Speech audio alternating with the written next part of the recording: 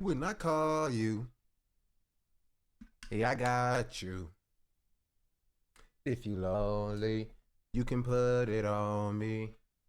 So come on, what's the way? Cut the lights down.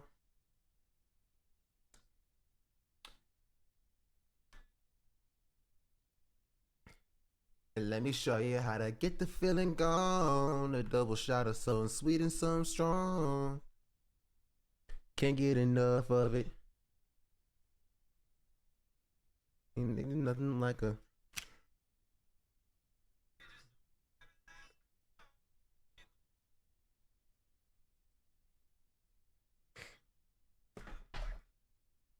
What's good, chat?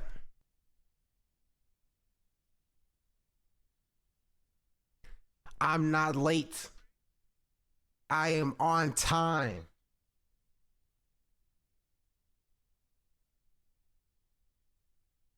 Get it right. What's goody? I'm not late. What is time but a social construct? Can't get enough of it.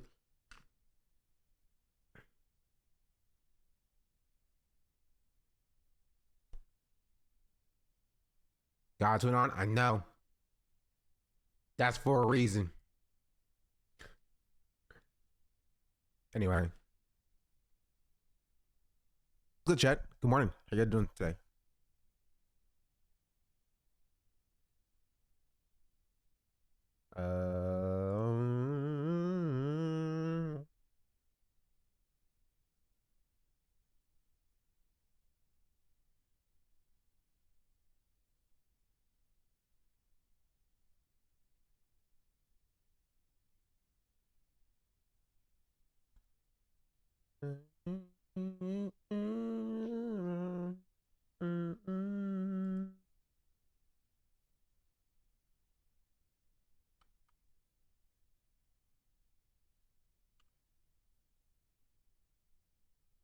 Contemplate Butterfly Boring album. Listen. All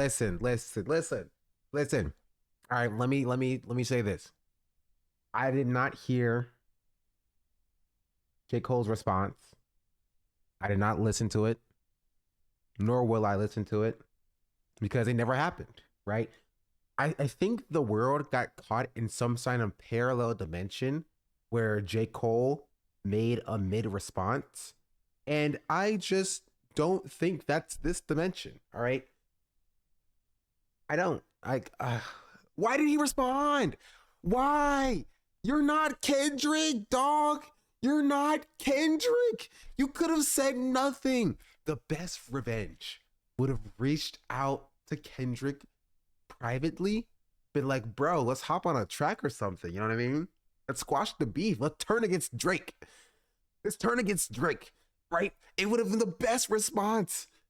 Just like get Kendrick on a song, make a fire song, and it would have been sick. But no, you're trying to step to Kendrick, the golden boy of rap. You're not gonna win, dog. You make good music, but you're not beating Kendrick. You're not beating Kendrick.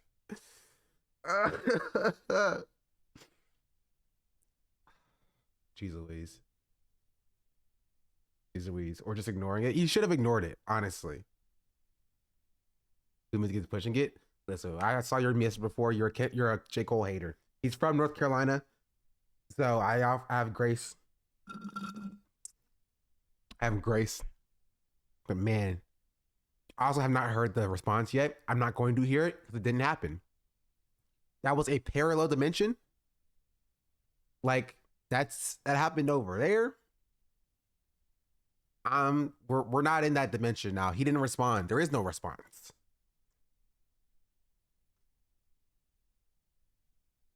You know what I mean? Y'all talking about, oh, did you listen to Might Delete Later? Did you listen to Might Delete Later? Oh, you mean Might Release Later? He hasn't dropped it yet. He hasn't dropped it yet. What do you mean? Might come out another time? That album? Because it didn't happen. He hasn't dropped anything. There's been no response from J. Cole at all. At all. I don't know what y'all mean. I don't know what you're talking about. Yeah. Regardless, hello chat. What's up? How are y'all doing?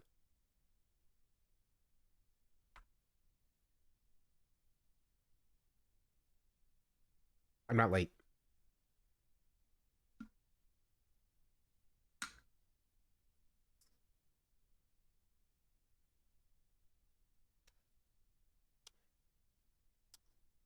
Anyway, I woke up late. I did not. I'm on time. I've been here for like 2 hours. Why are you guys so late? Anyway, how y'all doing? Um, what's going on in my personal life? Where have I been yesterday, the last couple days?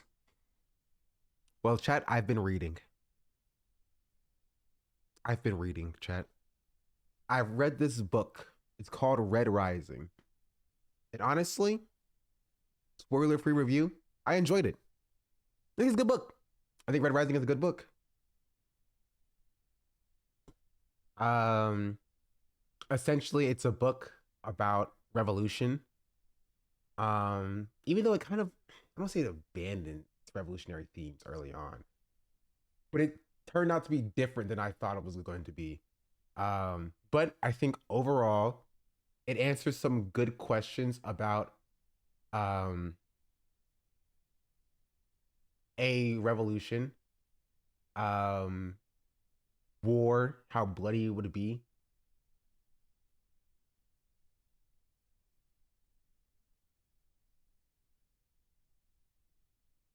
Sorry, I want somebody to play Valorant on the screen. Yeah, I think it's a good book. Right now, I'm reading the second book, which is Golden Sun. There's 7 books, well, 6 books in total. 7 books comes out this year. But I think it's an interesting conversational piece. I think there's something that it does well and something that it flounders on. But overall, I think it's one of the best depictions of uh, a revolution or revolutionary action in YA fiction. Because YA fiction is notoriously bad about that. Think about like Susan Collins in like the Hunger Games series. It's not great to depict like fascism and revolution. Or like the Maze Runner or whatever. Like these are, they're like young adult, teenage tween stories first. Less doing a meta commentary about like oppression. But I think Red Rising does a decent job of like finding that middle ground between being a YA, um, you know, fiction novel, science fiction esque novel, and doing decent commentary. There's that. I've been reading that. Maybe I'll make a video on it at some point. Probably not, but maybe I will. Still silver, or still silver, still bronze 3 in Valorant. No news there. Um, I was going to not be live today, um, or tomorrow, and just be live on Monday, because I will be doing a 24-hour stream on Monday in celebration of 1 year of streaming on this platform. 1 full day stream celebration of 1 year. That's going to be a thing. Mm, yeah. What else is there? Oh, is this chat? Not to. I mean, if you've been in the Discord, you saw me post this already. Um, and part of the reason why I decided to go live today, just to flex a little bit. You know what I mean? Just to flex a little bit, just a little bit.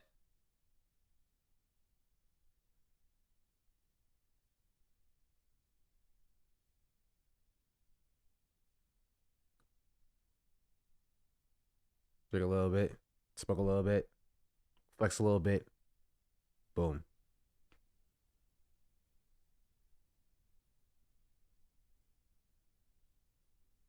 I mean,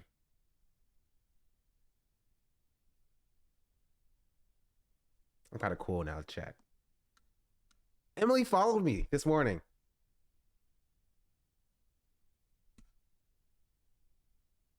I was going through what I do sometimes is because I don't have a verification check anymore. I can't see when cool people follow me. So I sometimes go through the following list of like famous streamers to see if I missed any big streamers who follow me, and I follow them back because I don't want to be like big timing any like million follower creators. Um, I didn't follow Emily, so I was like, oh, I haven't followed Emily yet, so I followed Emily. And then like an hour later, she followed me. I thought it was kind of sick. That's kind of awesome. So, friend of the show, extra Emily. Kind of cool. So I haven't picked you out of his house yet. Nah, I'm in his guest room of a guest room of a guest room of a guest room right now. Yeah. Sorry, I just wanted to flex a little bit, just a little bit. Um, but yeah. What other Twitter news is there?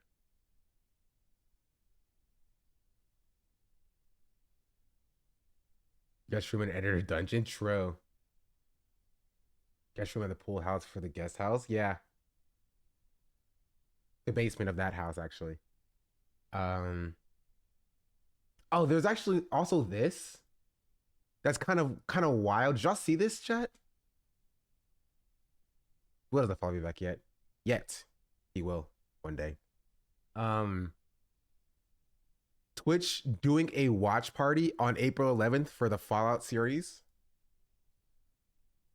on Prime. Adventuring into the wasteland is dangerous. Take a friend along with on for the journey. Join this awesome list of streamers to watch the first episode of hashtag Fallout live on their Twitch channels April 11th. Didn't they get rid of that? Yes. They got rid of, oh no, actually, they got rid of watch parties.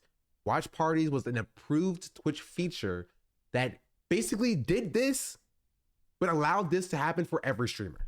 Let me see if I have access to it still. Watch. My thing froze. Nope, watch parties are gone. Watch parties are fully gone now. In case you were wondering. They were gone April 2nd, but like, yeah, I can't even access it. Um, but you may be asking yourself, if they got rid of watch parties, how was this allowed? This, as some people were saying in the comments, is probably a sponsorship, right? Fallout is sponsoring streamers in order to watch their show and to promote their show, and it's not a watch party.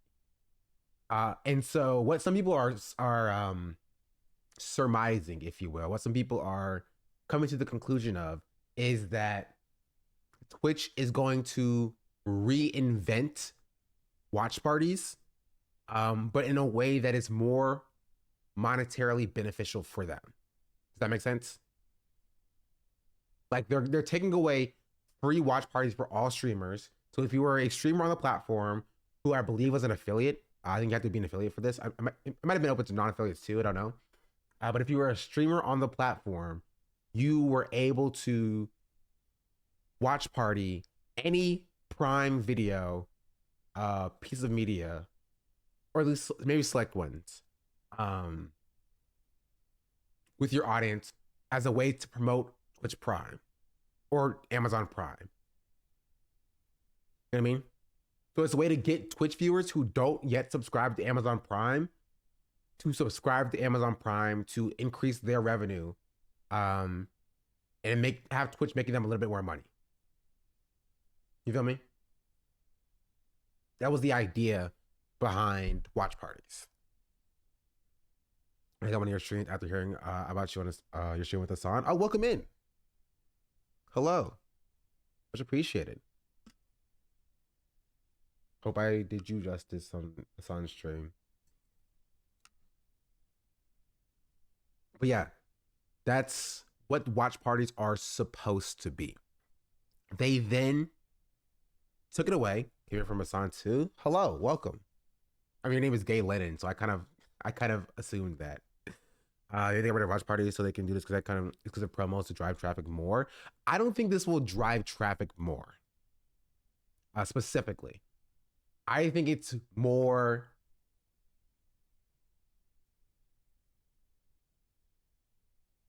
They didn't see many turnovers. I mean, a private video. I don't think they saw much turnover from that they wanted to see from Twitch viewers getting Prime to watch parties. I think they kind of caught wind to what people were doing, and that was we're gonna watch party it on my stream for Prime viewers, but also in the Discord for non-Prime viewers, right? So the goal was to get Twitch viewers to go get Prime to do the watch party, but streamers were kind of like, you know how Hassan used to be able to do like, his ad break segues, and if you don't have a Twitch Prime, you can have a $5 free, blah, blah, blah, blah, or use an ad blocker, right? He would always end with or an ad blocker, right? Twitch caught wind of that and told him to stop doing it. It's a violation of his contract or whatever Twitch lingo was. And I think it's similar for this. Twitch caught wind that people who were doing watch parties were doing watch parties for their Prime subscribers, and then was also restreaming it to their Discord or something for non-Prime subscribers. And to limit that, they got rid of all of watch parties, and they're going to slowly introduce it with streamers that they can trust, if you will, while making a new terms of service or a new contract for watch party streamers that says, if you do that, then we can take away your partner badge or whatever. You know what I mean? Yeah, that stuff only works by paywall exclusion. Yeah, and streamers don't like that. Viewers also don't like that. It's only beneficial for the companies, right? And so, even with like ads, right? Like streamers will tell you that like they don't really care if you see the ads or not, so long as like we get paid, and so long that the content isn't intruded on. You know what I mean? Then they don't truly care about ads being run. However, Twitch does, and advertisers do. So when a streamer is like, just get an ad blocker, you won't see any ads. The advertisers feel some type of way because they're paying for ads that are not being shown. And Twitch feels some type of way because the advertisers are unhappy. So of course, they're going to try to circumvent ad blockers for the clients. And they will go to the streamers and say like, hey, telling people to miss the ads is against your contract, or it's a violation of your contract, right? The same thing with this. So they probably have a new contract with these 4, 5, 6, 7, 8, 9, 10, 11, 12, 13, 14, 15, these 15 streamers that said you cannot restream this to your audience on Discord or whatever, right? And they're trial running it. And then if they do well, they will bring watch parties back on a smaller scale so they can more easily police that aspect to, again, push people to Amazon Prime. The way ads on Prime as it is already. They didn't used to. That Prime watch parties were going away. They were. Right? Which is why I believe that they're only going away so that Twitch can slowly reintroduce it as it's like, okay, chat, it's like Partner Plus. The Prime is still needed to watch. I actually don't know. It's like Partner Plus. Also, Silent, thank you for the Slant, thank you for the follow. Why no Will Enough included? I'll get to that in a second. I'll get to the Will in a second because I think it's a very interesting conversation. Right?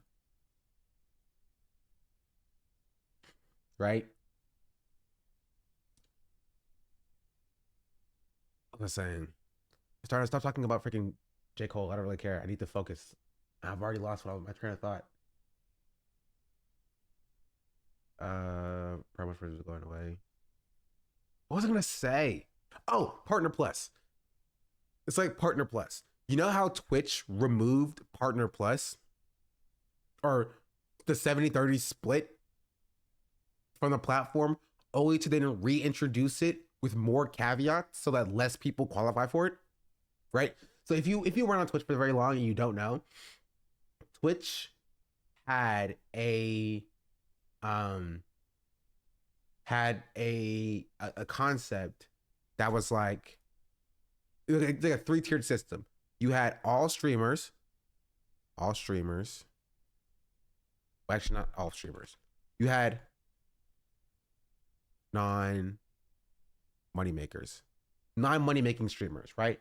So these are your non affiliates, your non uh, partners. You had a smaller subset that's like this small, right? These are your affiliates, right?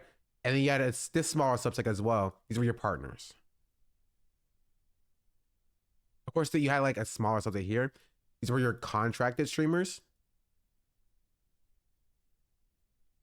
right? Your Assange, your XQCs, your whatchamacallit, who had a specific contact with Twitch.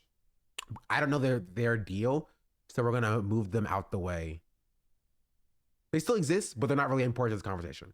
But this is what you had in 2020, 2021, right? It was this. Non-money making streamers, the non-affiliates, non-partners would make $0. No ad revenue. No, I think ads will still run. They wouldn't get any ad revenue though. No, right? No subscriptions. No, nothing from Twitch. Affiliates had a 50-50 split for sub revenue, and they had 50-50 for ad revenue. Right? So any money that affiliate made, half of it went to Twitch, half of it went to the streamer. And when you hit partner, it was 70-30, right? So any money you made on as a partner for the subscriptions and such, 70% of it went to the streamer and 30% of it went to Twitch, right? Twitch in 2021 got rid of this entire system. They were like, all right, we're not seeing profit the way we want to see profit. We're gonna leave this in the past, and this is what we're gonna do. So this part,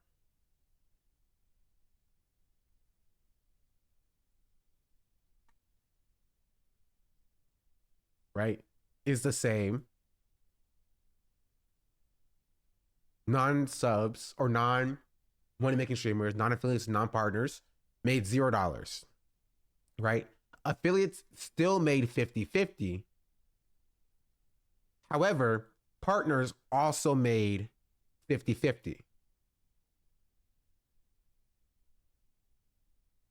And if you wanted your 70-30 split back, this is in 2021 or 2022, right? If you wanted your 70-30 split back, you had to have 350 individual paying subscribers. Only if you were a partner, right? So now, instead of it being this, is you had non money making streamers, the hobbyists, if you will, the affiliates, the partners with 50-50, and then a smaller subsection, right, of partner plus PPs. Right? So Twitch took away the 70-30 from partners and gave it back to a select few of partners. And this is in order to increase their profitability, right? So if you can't tell, Twitch under this system pays a lot less people 70-30 and a lot more people 50-50. Right? So they make more money. And they're doing something very similar with watch parties. Watch parties, it used to be. Here, I'll just do it. Draw it again. All streamers had access to watch parties in 2023, right? However, now 15 streamers have access to watch parties. You might think that it's not beneficial for them because now all of these eyes, right? All of these eyes here are no longer seeing the Twitch or Amazon Prime content. You know, I thought they got rid of watch parties altogether. They did up until yesterday, where they introduced this. They're doing sort of a trial run watch party with Fallout, specifically with these 15 streamers. And so I believe that they had, or they went to, they're means testing this in the same way that they were means testing the Partner Plus program, right? They're like, oh, we're reintroducing watch parties slowly to a smaller subset of people so that we can manage the amount of streamers who might do watch parties, but also share the content in their Discords. I think Twitch got privy, right? They became aware of streamers who were doing watch parties on their channels for their Prime subscribers, but also restreaming it for their non-Prime subscribers in their Discords. So they weren't seeing the turnover that they were supposed to see from Twitch viewers becoming Prime subscribers, because everybody was getting the content originally. And so now they took it away from everybody, and they're going to reintroduce it with a small group of people, test it, see how well that works, and then maybe do it again for a larger group of people, from to 15 to, you know, maybe 100, and then maybe eventually back up to all streamers,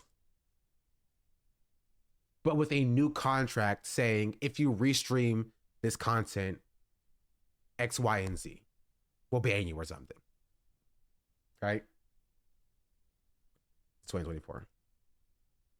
That's, again, I'm not entirely sure that's what's happening, but it makes sense to me based upon the previous things that Twitch was doing, specifically as it pertained to the Partner Plus program.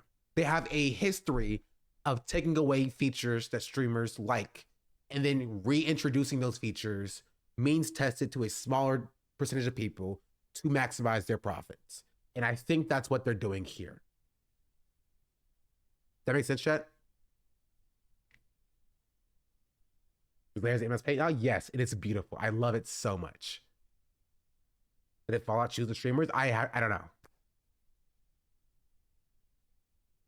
I think, honestly, chat, I think Twitch shows these streamers people that they know, right? They have power over. You know what I mean? Like people that they know are squeaky clean, that they can properly introduce a new contract to, that they would not have a problem with it, right? They'll go to Code Carnage and be like, what's up, dog? This is a watch party, new watch party contract. We're going to be watching you closely. You cannot restream it to your Discord. And Code Carnage is like, sure, right? I'm down. I'm chill with that, right? And they're going to watch and see how this works. And if it's a solid first test, they may do it again with a new show or another show with a larger group of streamers. And they're like, what's up? Insert Twitch ambassador here. We're doing this new watch party for this new show, or a sponsorship, if they want to call it that, for this new show. Do you want to watch it on your stream? Right? Watch it on your stream. Also, here's a contract saying you cannot restream it to your Discord. They're like, sure. And so now, after the 15, it's now 100 people, right? And after the 100 people do it, it's like it goes to everybody saying, we heard what you said. You guys did not like that we were losing watch parties, or we were taking watch parties away, right? We are bringing watch parties back. But it's going to be a new clause in the contract stipulating that you cannot restream it lest you get like your partnership revoked or something. And they're going to add that to the terms of service. They said why streamers did the Discord streams, but they really shot themselves in the foot. I wouldn't even say that. I think Twitch would have done something similar, regardless if they thought it would make them more money. This is just the avenue that I think that they're taking. I genuinely think that they weren't seeing enough Twitch viewers turn into Prime subscribers for whatever projection metrics that they were looking at, right?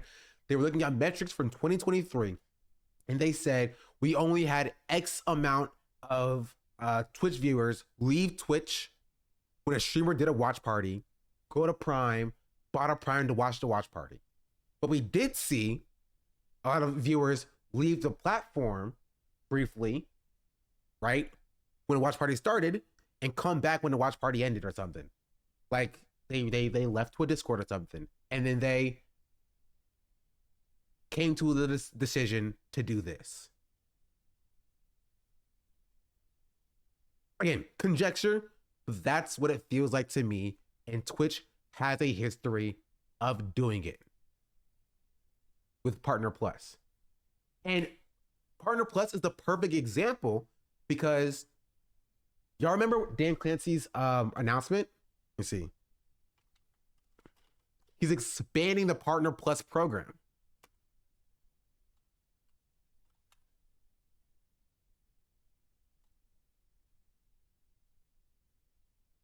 Y'all remember this? This happened in January 29th or 24th. I can't read.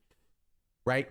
They're expanding the Partner Plus program, adding a 60-40 split for streamers who maintain over 100 plus points, reducing the threshold for a 70-30 split to 300 subscriptions, right? And allowing affiliates to qualify. And again, I'm not saying that this is exactly what's happening because I truly do not know. But it does fit into my model of how Twitch works, right? Everybody has access to something. Twitch thinks it's not making them money. They take it away entirely, which is what they did. Took away 70-30 split from all partners. They give it to a select few people. Like, oh, if you're a partner that has 350 individual subscribers, then you get 70-30 back. And then they give it to a bigger group of people, right? Which is 100 people. You'd be like, oh, okay, now we're expanding it to include affiliates for a 60-40 split for 100 sub points and a 70-30 split for 300 sub points, right? And then eventually it'll be access to all, but a reduced down version of how it actually works. To be honest though, if we were watching a show with the community, it would likely be the one that already organically showed interest in the piece of media. I'm more likely to avoid the ones being advertised to me. It doesn't matter. I'm talking about children here. You know what I mean? I'm talking about young, like 13, 14, 15-year-olds who likes to see their favorite streamer react to stuff. It does not matter if, like, you know, my adult viewers won't go and buy Twitch Prime. Or you guys already have Twitch Prime. It's so that the kids are like, ooh, I want to see this show, Mom. Can I see you have your credit card? You get your Twitch Prime? Or get your Amazon Prime? Because yours aren't buying a Prime for themselves. If their parents aren't already buying Prime, a 13-year-old kid being like, Mom, can we buy a Prime for Prime Video? The parent is more likely to be open to that because they probably use Amazon already. You know what I mean? I think that would make sense to me if that's their goal. If their goal is to be like, to get young people to convince their parents who are on the fence about getting Amazon Prime or might have canceled their Amazon Prime after COVID to get back into it and use the auxiliary benefits to satiate their kid and make their kid happy. And then Amazon continues to make money. Use the kid to advertise Prime. Exactly. Precisely. Using the kid to advertise Prime. 100%. I want to see this mediocre Prime show that I was talking about. So that toy commercials, cereal commercials, etc. 100%. Precisely. You guys are better at calling this out than I am. Yeah. How many people in the US already own Prime? A lot. I don't have the specific numbers on that. We could probably look it up though. But does that make sense, chat? That's why I believe they're doing this. Also, where's Path at? Congrats again on your partnership. I'm very happy for you.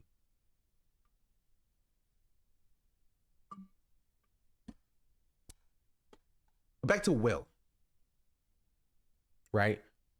Why do I think Will Neff, somebody who's consistently utilized the watch party feature, right, was passed over for this opportunity? The reason why is because I don't believe that Will is in as good of graces as these streamers are.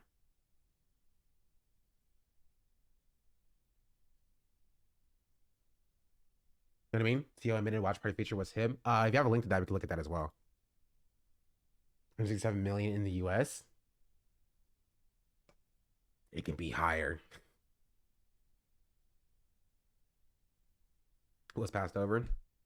Yeah, I think it's because if I was to fit this in my model of how I believe this is working for Twitch, Will is not in these 15 streamers because they need to have people that they know, right, wants to stay in their good graces and know will not restream this to their Discord or whatever. You feel me? I know Shroud are the other big Fallout players or something. I know Shroud and I know Brooke. And neither of them are big Fallout people. You feel me? I don't know. I don't know the rest. But if I was to surmise, it's because I don't want to say they're kissing the boots of Twitch, but they're more. Yeah, I think it's they're small enough to be grateful, and there's people that Twitch can manage, right?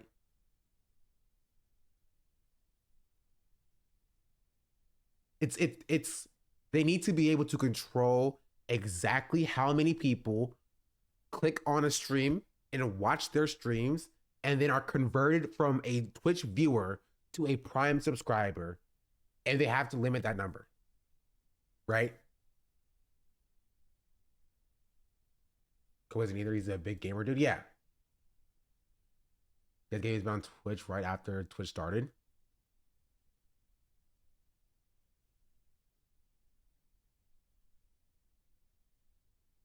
And so that's probably the least um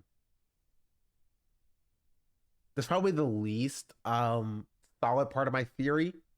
Because genuinely for the life of me, like if I was Twitch, I'd give it to Will. Like, why would you not? But I have to come to the reason of why they didn't give it to Will. And I think it's because maybe they think Will is a wild card. Maybe they think Will wouldn't accept not streaming on Discord. Yeah. That's what I think. I wasn't sure like if like Will is like, you know what I mean? Or if like that was like a thing that Twitch would know that Will did. Um but like I think they think that he's a wild card. And they need to be somebody that they know is goody two shoes, will follow the rules to a T. Yeah, I think that's why. You know what I mean? You think they get a follow super fan? I know they wouldn't.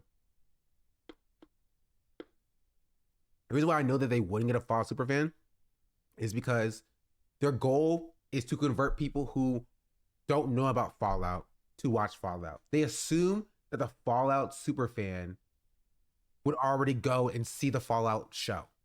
They want the normies. That's what I probably would say. These are probably your most inoffensive, brand friendly normie streamers. Right? I'm sure Ko is a Fallout super fan though. But he's not a Fallout creator. I think that's the difference. I don't think he's a Fallout creator. That's the thing. They know that the people who watch Fallout creators generally would have gone to watch the show. And they're trying to get people who, you know, like the Fallout series, but may not be Fallout creators, may not know that much about Fallout to be like, huh, streamer I like watched this show and it was interesting. I'm gonna go watch it as well. I think Twitch did all these calculations. I don't think Twitch is stupid. I think Twitch had these conversations in their executive board meetings to figure out exactly how to squeeze the most amount of money out of any endeavor. Right? And I genuinely think that they think that Will potentially may not have the right audience, may not be brand clean enough to do this relaunch of watch parties. They also might not like Will, honestly. They might not like Will for whatever reason. Like, I know they don't like Hassan. They don't really like XQC. Right? But they might, because Twitch has an active disdain for a lot of their streamers. Like, I don't know if you guys noticed this. Twitch actively disdains a lot of their streamers. A lot of them. The very large ones as well. Here. Oh, let me turn it on. The biggest stars are brain risk? Yeah. None of our fans we know? True. But showed their art doll on stream and it was over. I think it might have, like, legitimately, it might have been a little bit of that. But I think it's his association with OTK. OTK is not the most brand friendly group that exists. If I was to put it out there, I don't think that they are the most brand friendly group to exist. Who used it? Was it really? It's a good idea, but because of the way rights are in movies, they're never sold globally. The only things that we had global rights for with Amazon Prime were the Amazon Prime originals. You ready? You got this one. You got. I'm worried about you, Dan. Are you? Thank you. Thank you. Actually, I have an idea for this one.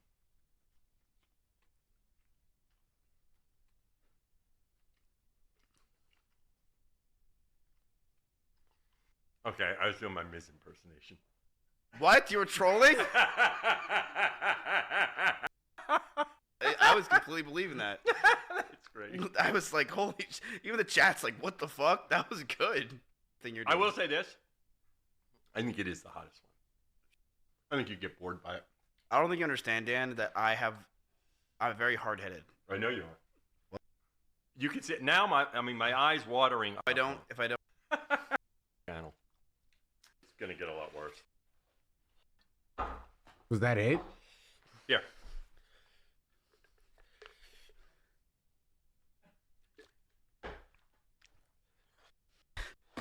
If you're looking for a good time, He just said rights. He said global rights are hard. Now, I think he skipped it. No, he just said global rights are hard. I think he's lying. Right? Because again, he said the only thing that they have rights to is Amazon Prime Originals. So why not just limit watch parties to Amazon Prime Originals? Right? Genuinely, why would they not just limit Amazon Prime watch parties to Amazon Prime Originals? I thought they were. No, they got rid of it altogether. Watch parties do not exist anymore, and the way that it used to, as of 4 days ago. Right? Because it's a terrible library. It's still a thing though, and it would still serve their purpose. It would still serve their purpose of getting somebody on Twitch who is a Twitch viewer who does not own an Amazon Prime to go and get an Amazon Prime to watch a streamer watch a show, especially if that's their favorite streamer. So genuinely, it would cost them nothing. Watch Mr. and Mrs. Smith with watch parties. I think I was a Prime original. I think it is as well. It would cost them nothing because they already own the rights to it. Right? It would already own the rights to it. So why do I think they're doing it? I take you back to my model. They did it and they got rid of it to reintroduce it in a way that makes them more profit. That's it. That's it. That's it. That's the only way that I can see for why they you feel me? For why they took it away. It cost them nothing to have. It actually makes them money because they introduced it as a way to make money in the first place. So ads during watch parties soon. There's already ads during Prime. But no, I think genuinely the only reason I can see for them to do this is to limit people who do a watch party and then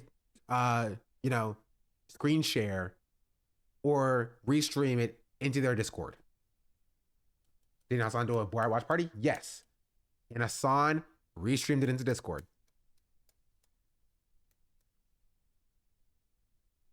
They need to do or find a way to stop that from happening, because that will eat into their entire reason for watch parties existing in the first place.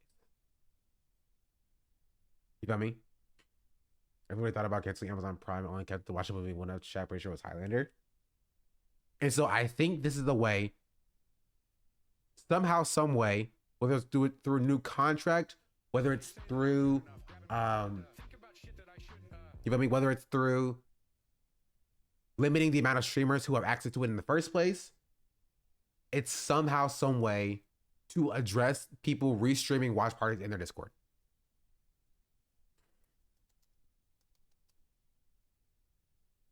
Would they make it to a subscriber only can view the movie? Do they think they would do something like that? No, because then they'll just streamers will just stream it to Discord. Unless you mean Amazon Prime subscribers only, in which case they already did that. You know what I mean? It was Amazon Prime subscribers only to watch a piece of media. We're stopping streamers from streaming other movies without a watch party? Nothing. Streamers do it right now anyway, already. Nothing really. Except now nobody. So if you do a watch party on Twitch, your Twitch account and your Amazon Prime account have to be linked. And you cannot see the stream without the having a Amazon Prime account, I believe. And so the only difference would be the stream, nobody would be able to see the streamer's screen. The screen would have to be like black. It'd be like, I don't have any black screen or scenes. Oh, here. It'd be like this, right? It'd be like this, and, or maybe my camera would be here. That'd be one thing.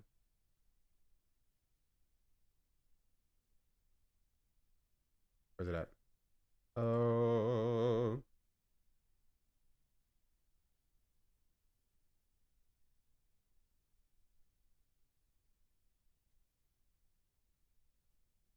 don't know where my camera is. Anyway, where'd you go? Sorry, we're watch partying right now, chat. You can see the streamer, not the Prime player. I can't figure out how to put my camera on. I can give you an example of how it looks like, but like, yeah. They can see you, the streamer, but they can't see like the thing. I don't think. I don't know, there was some way to do it. As you can tell, I never did a watch party. I wanted to do a watch party for, I don't remember what the movie was, but like, yeah, that's truly what I believe. Or why I believe they took it away. And why I believe they passed up Will.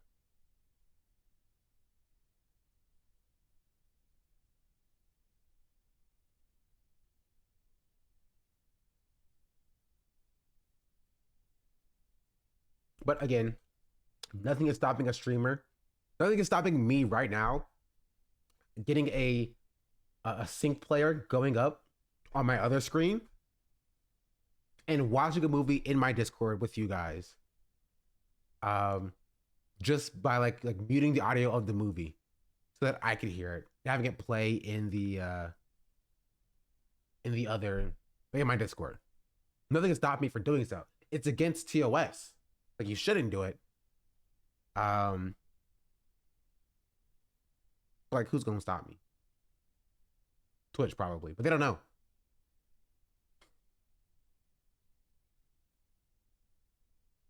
People usually use a timer or something. Potentially, I get Discord for that. Some people just watch things.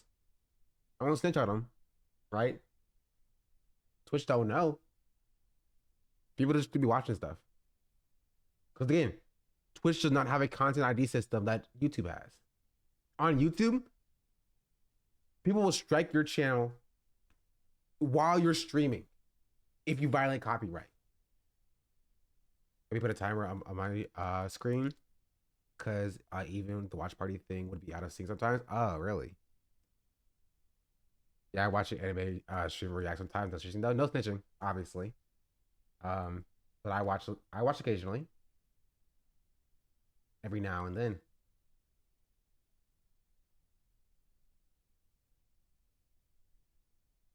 You can strike your channel most of the time if you have permission. This is true. YouTube is like very heavy-handed sometimes. But yeah, that's Twitch. Shout out Twitch. So great, so amazing.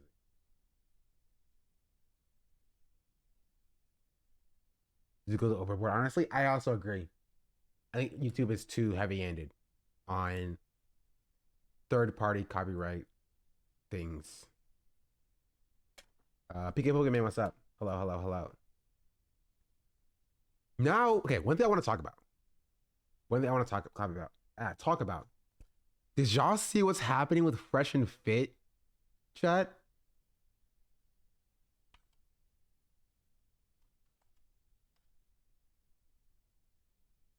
It's so crazy. Hold on, wait, let me see if I can find it.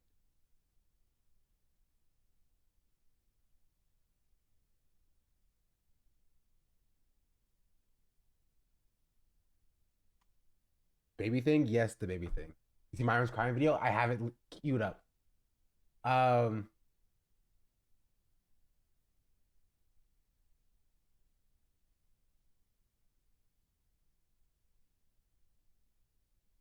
okay, here's what happened.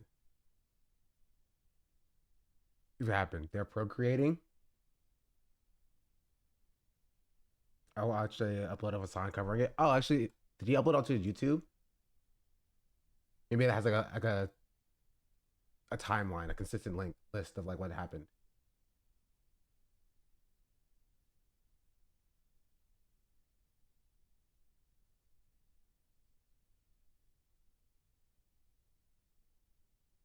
Can we touch on it? Oh, hey, homegirl is a baddie though. I support her.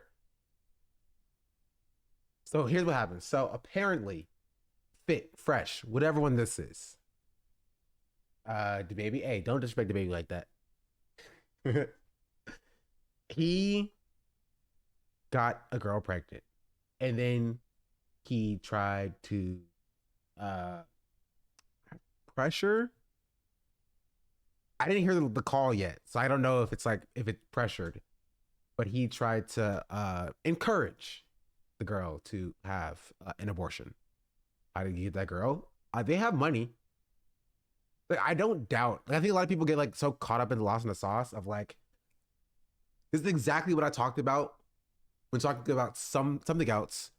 I think people people get too lost in the sauce of calling Fresh and Fit and Andrew Tate like incels. You know what I mean? I think they kind of lose the actual meaning of the word incel, because they do have sex. They're not incels. They are misogynistic right-wing losers, but they're not incels, right? But they put on the facade of having money, right? She thought he was rich. I think he has some money. He has a very successful podcast. He has probably more money than most people have. He's a content creator, right? So I don't doubt that like he has sex or he has money. in the same way that I don't doubt that I'm going to run the top of the hour ad break. You know what I mean? Because at the top of the hour, there is a 2-minute ad break. And if you don't want to see the ads, all you have to do is subscribe either for free with the Twitch Prime or for $5 a month. And if you don't have a Twitch Prime, chat, and you don't have $5 a month to subscribe, like I am Rena, right? Thank you for the subscription, 4 months. All you have to do is be gifted a sub as well. Chat, this is true. This is true. Anyway, what was I saying before? I dare you leave ads to be you are a bad man. I am. Incel mostly means manosphere nowadays. Yeah, I think it does a disservice to the actual discussion of how to tackle these people, right? Their followers are incels. They are not. It's a very important distinction because I believe incels can be saved, right? If they are truly incels and like, oh, women are bad because they don't have sex with me, and all the chads take the women, right? That's a mindset thing, and we can fix that mindset. This guy and Andrew Tate and people like him are never going to change because they have a material benefit from, you know, farming off of incels. You know what I mean? And that's why I believe the distinction belongs. Manon Arson has gifted Manon Arson a sub. Manog Hassan. I don't know why he said like that. Thank you for the 5 gifted subs. Much appreciated. Thank you for the 5 gifted subs. And Nicholas, thank you for the follow as well. Also, Tedrick, thank you for the follow.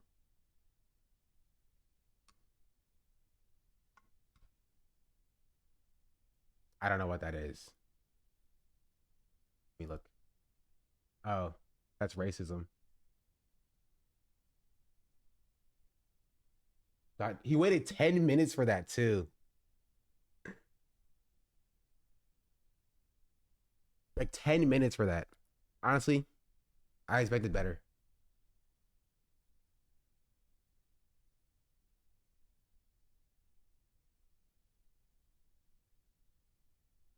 What happened? I didn't notice that. Don't worry about it. I live like a capitalist every single day, Shank. I live as a capitalist. Liam, thank you for the gifted sub as well. Liam Gavin has gifted Liam Gavin a sub.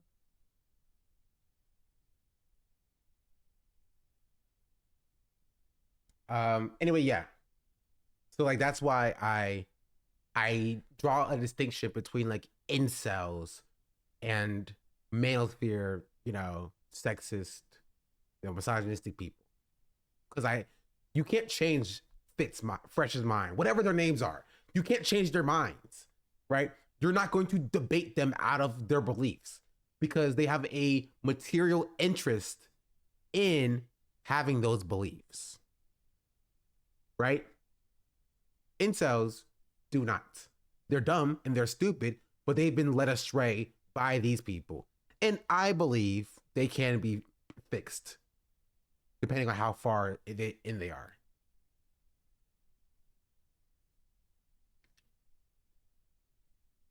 Do you think that clean? Oh, Ethan Klein calls them coconuts in Barbados. I wonder if people kept saying coconuts. Anyway, he got a girl pregnant and asked her to get an abortion, allegedly, of course. Right?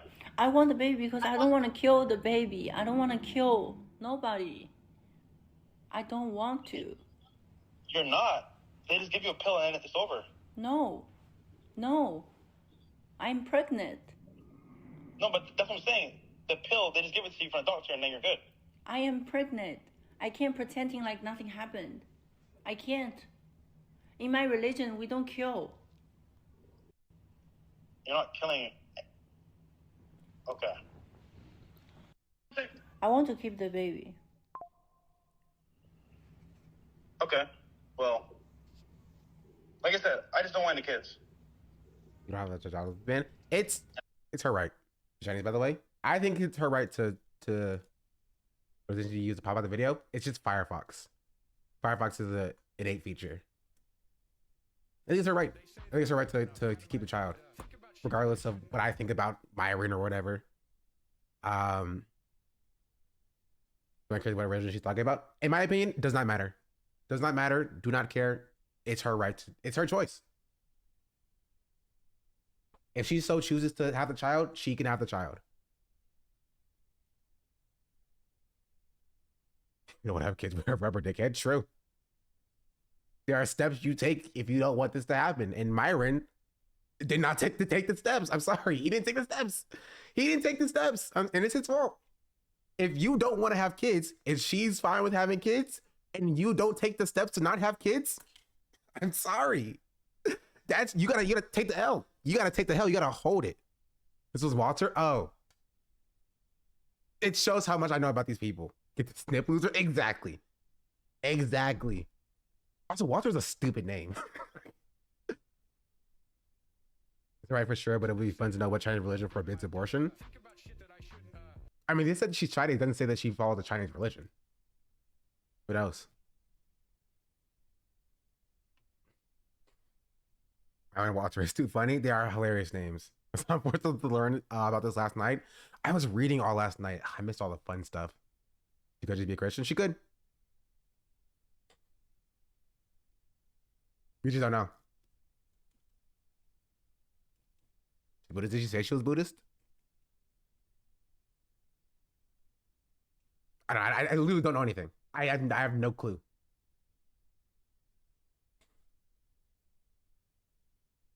So last night she said she was Buddhist. I literally just asked. I literally have no idea. I know none of this.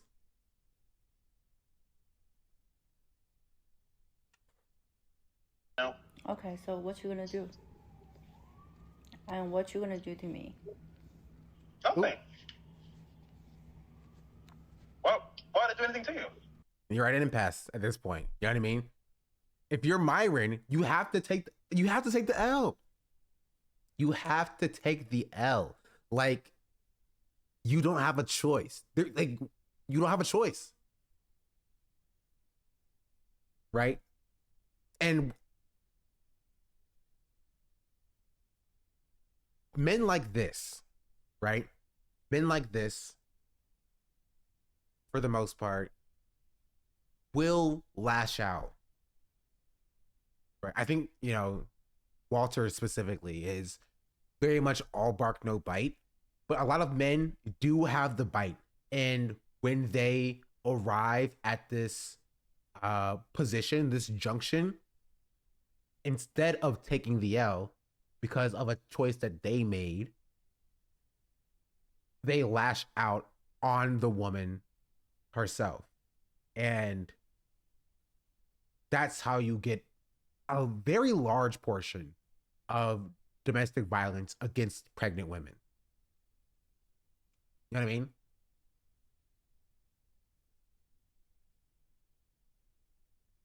Yeah, I don't think Myron is like truly about that life. Andrew Tate, I can see it happening. But like, or Walter, whatever his name is, gosh darn it. Nothing? Which is why she asked, what are you going to do to me? You know what I mean? Because if she's like, I'm keeping the child, right? And he's continuing this conversation. He's just like, well, just do this, just do that. Nothing will happen, right? She's like, okay, where do you want to go for this? You know what I mean? Walter White.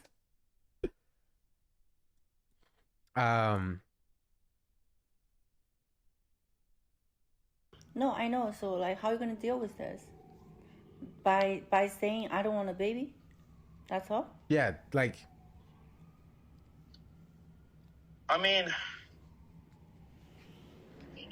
I could go to the doctor, I guess. What? To the doctor. So you want abortion? I mean, yeah. Why do you want a kid now? And why do you make me pregnant now? That's I'm like, there's no way that's true. But then it's like, oh wow, like. So just think about it. It's meant to be. God Sorry? wants you to have the baby. Definitely not. Definitely God not. wants you to have a baby. 7 years never happened, and then you're you're fucking me for a month, and I'm pregnant. What does that mean? That's so Like funny. now, I just think about it, if you force me to kill the baby, then you're a sin. Well, we already sinned by having sex, but it's too late now. You know. It's too late now. But honestly.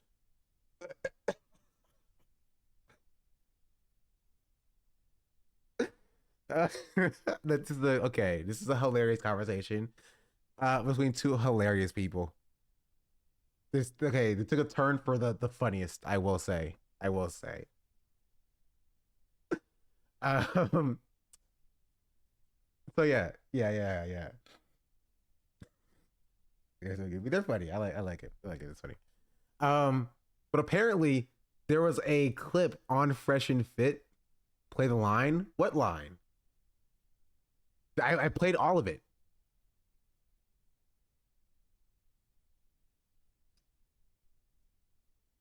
This is real life. This is real life.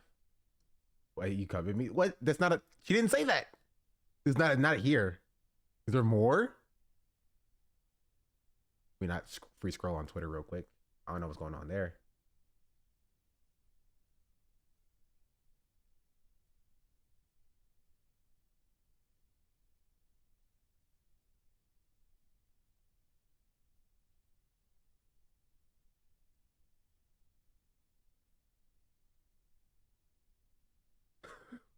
What? It was a joke. All I'm saying is you take responsibility for what you did. I'm a victim in this relationship and I'm carrying your baby. You act like you don't care and you don't want nothing. Also, now I'm worried I have to test other girls, at least 4. Another girl, 4 girls. You were saying you had sex with 4 girls without protection. I hope you have all the money for your children's support. You finally admit you're fucking trash. I don't have money. Good luck. Lol, you'll see. You should have a kid with somebody you are in love. You are with love in the same household. It won't be what you expect. Man up. I'm telling you now so you know. I don't expect anything anymore since we are not together. I got pregnant with you when I was at your house. When I was in love, you wanted to have the baby. If you didn't, you did come in me with your own pleasure. Be logic, be a man. And be a man. I don't get pregnant by myself. It's not fair for the baby. What you were saying, we are not together. You won't. It won't be. Why wouldn't that be good for the kid? So why did you keep coming inside me? That okay? That's also things happen, and yes, feelings change. But bringing a kid into this world without both parents, love is cruel. We both thought you wouldn't get pregnant. 3 weeks the doctor says, "Oh, okay, it's our baby. You want to kill our baby? You're not being a good human." It's not about that right now. It's not good, and a lot is happening, especially now. Business may be over. I don't want kids right now, and we spoke about it, and you agreed. I never agreed. You agreed based on your. I agreed based on your actions. You are not educated. If you keep coming inside on me, I will get pregnant. I don't get pregnant without your behavior. Words mean nothing. Man up. I'm not saying I want to be with you. I don't, because you're nothing to me. But the baby is innocent. You just resubscribed for 2 months. Has L. You always told me you wanted me to be your baby's mother. I loved you and I did everything to be a good girlfriend. Now this is happening. You walked away. I think I want to keep the baby. I don't want to kill alive. I want you to think carefully and take responsibility. I'll call you shortly. Take your time. I can't have kids. Take responsibility for your actions. And she's, yeah, so it sounds like she's throwing bad for the winter like a squirrel. That's kind of funny. Turtle.ttv, thank you for the 2-month resubscription. Much appreciated. Listen, chat. Learn from his mistakes. Learn from my mistakes. Don't have sex. Sex no good. You don't need it in your life. You don't need a kid either. Just don't have sex. Abstinence only.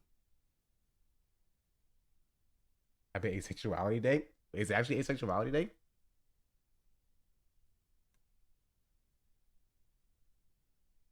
I'd be actually very ironic. Statistically, none of us are. Chill. Listen. if you are in here right now, you watch me, you have to be an attractive person. I don't make the rules. Happy birthday, Ace folks. All I'm saying is do not have sex. April 6th? Really? Listen, chat. Happy birthday to all the Ace people. I'm very jealous you would never have to worry about this. Where's Katie at? Katie, it's your birthday.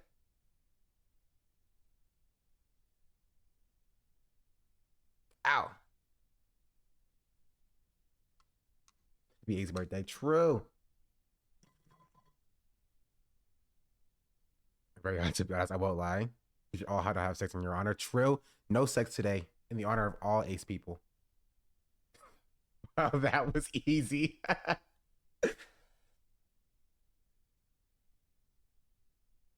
Happy Ace birthday, cool people. True. Happy birthday to all the Ace people. But here, this was something I wanted to see that I saw while scrolling. Listen, Ace people, I will hold back today from the women who throw themselves at me.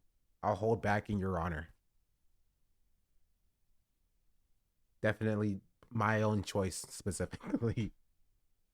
Anyway, Myron holds back tears while defending Fresh getting the Chinese escort pregnant. If there's anything you guys can learn from this fucking podcast, learn this. We've been through. Why is he so angry? Wait, why is he so angry? If there's anything you guys can learn from this fucking podcast. Wait, why is also the volume so low? Let me turn it up a little bit. I can do that, yeah. This. We've been through hell together. We had people come at us. We've had death threats at us. People fucking laugh at every time we fucking go through some bullshit. People make allegations on us. People have tried to absolutely fucking destroy us. And you know who was around me the whole fucking time? These fucking guys. So you motherfuckers can say whatever the fuck you want to say. I'm not going anywhere. I'm gonna stand by the guys that stand by me. Cause you fucking pieces of shit. If there's anything you guys can learn from this fucking... Why is he so mad? Why is he so angry?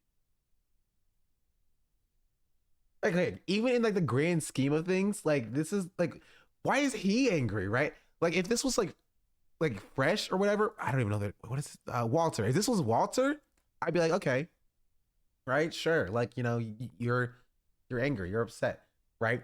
But like, what is he mad for? Like we've been through a lot today, and people hate us, and we giving us death threats. Like, dog, he just got somebody knocked up. All he got to do is pay a little bit of child support. Y'all got money, right? Like, it should be nothing but a thing. He should be chilling. That's your own fault. Yeah, I mean, if you don't want to have a kid, there are mechanisms in place. You got a girl knocked up by proxy. True. We had people come at us. We've had death threats at us. People fucking laugh at every time we fucking go through some bullshit. People make allegations on us. People have tried to absolutely fucking destroy us. And you know who was around me the whole fucking time? These fucking guys. So you motherfuckers can say whatever the fuck you want to say. I'm not going anywhere. I'm gonna stand by the guys that stand by me. Cause you fucking pieces of shit. If there's anything you guys can learn from this... We love you, Walter. Go off. You don't hear Nick Cannon crying like this. He got like over 10 kids. To be fair, Nick Cannon is a special case, right? Nick Cannon's goal is to have as many kids with as many women as possible. That's his express goal. I believe that. I believe it. I believe it. I believe it. Like Nick Cannon, he's like, dog, I need to repopulate the earth. I need to single-handedly repopulate the earth. I thought he was just had a fetish. I mean, maybe that could be the case as well. He's like, you think overpopulation is the myth now? Wait till I'm done. Wait till I'm done. There's a lot of rich people's goals, to be honest.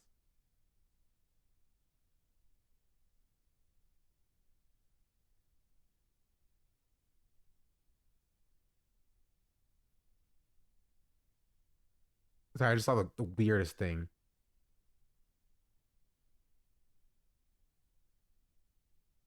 Why not both, I guess? Yeah.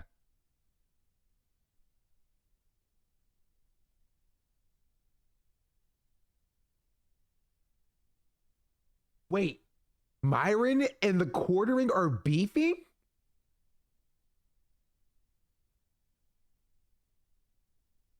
Why are they beefing? Oh, they're beefing because the quartering is like, you cannot convince me that this is how a man acts, lol. Also, I have a feeling my tweets did this to him. Ha ha ha ha ha ha ha ha ha ha. And then Myron responds,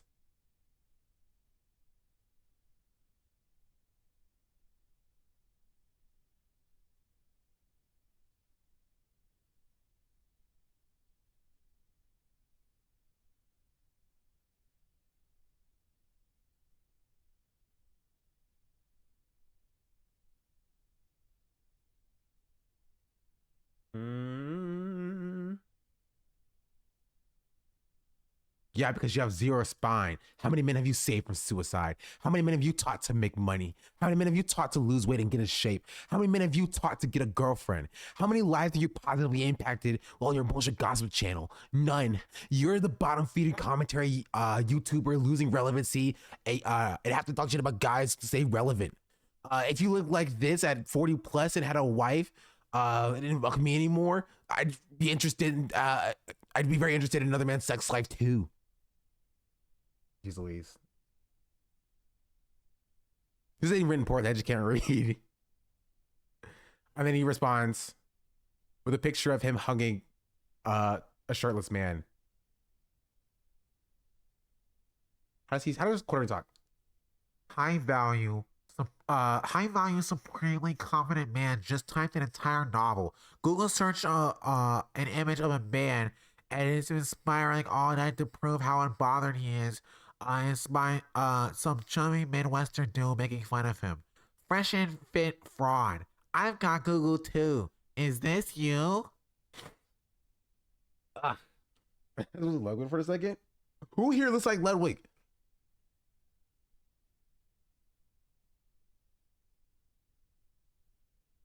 But yeah, they're beefing apparently. I don't. Oh my goodness. I'm so glad I don't free scroll on Twitter. Why is there? Never mind. I'm not gonna say what that is, but it's not for Twitch eyes. Uh,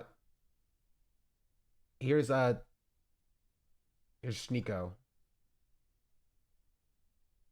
talking about how he loves Fresh and Fit. Fresh and Fit, they have saved more lives single-handedly in the West than any other podcast ever. Sorry. It's funny because, like, you know, maybe that's true. It's a podcast.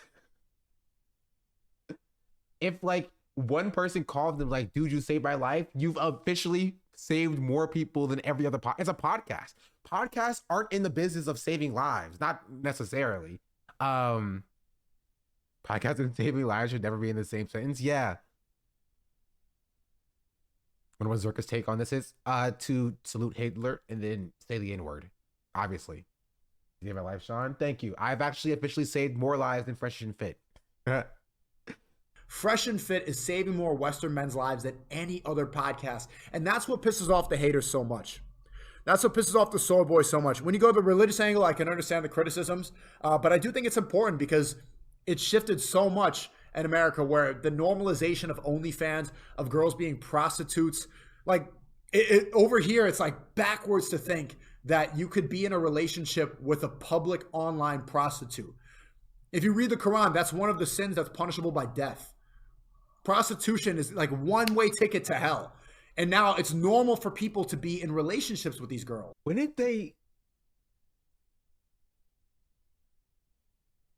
did the switch? I think it happened when Andrew Tate. No, maybe not Andrew Tate. I don't know. Circle back fast. We did circle back pretty fast. Cause I thought they were like, or were they not like the? No, they were the atheist Andes.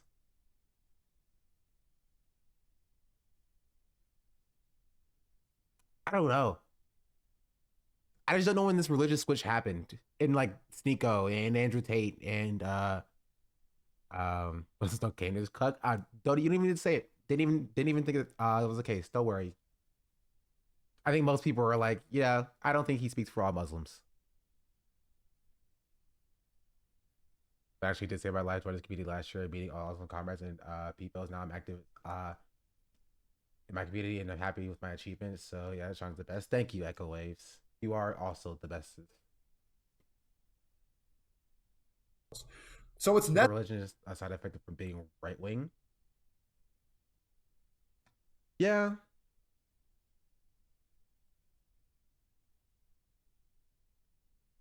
He's an r/atheist Andy.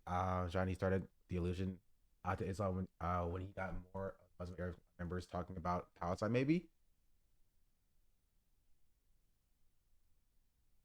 Maybe that actually might be it, right? They like found another way to be like anti-Semitic, and they're like, dog, if I like convert to Islam, and I'm just like, bro, all Jews are bad because Palestine, you know what I mean?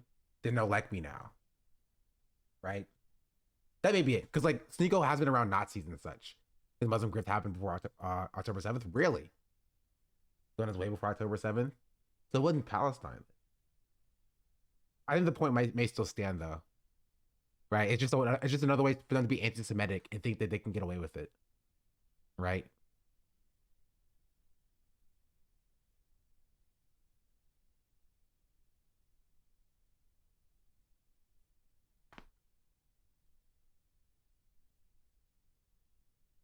Necessary to have a show like Fresh and Fit highlight this problem and also tell men through clickbait by having them on the show, stay away from this, because if you get into a relationship with a literal walking demon of a woman, your life is going to be ruined. It's the quickest way to destroy your empire, to ruin your work ethic, to make you... Empire is hilarious. Sorry. I mean, obviously, nothing he's saying here is like true or meaningful or impactful. But like the funny thing that came to me was him saying empire. Like, dude, nobody who's watching Fresh and Fit has an empire. If they were, they're not watching Fresh and Fit. I'm sorry. It's just, how did bro get like this? Oh, there's a D'Angelo Wallace video on Sneeko specifically. Linking sex into Islam. That as well.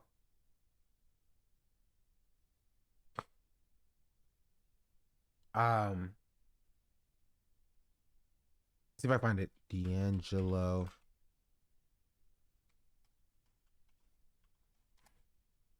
And I think it actually was D'Angelo Wallace.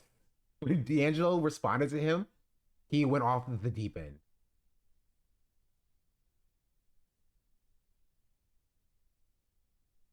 end. Also, D'Angelo's back after 2 months. Finally, gosh darn it.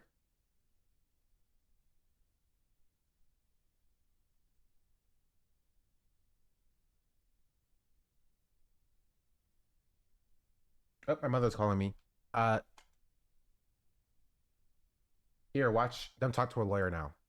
Advice to you, and I've said this to you earlier privately, is there has to be, for the moment, no specific comment. There really has to be, because the level of issues that are being caused right now by a third party in terms of what they are exposing themselves to. There's an old saying, never interrupt the enemy when they're in the process of committing suicide. And this is a situation where you are, as much as I know, you are dying to get the counter narrative and the facts out there, the reality out there, as opposed to the garbage that's out there right now. Yeah.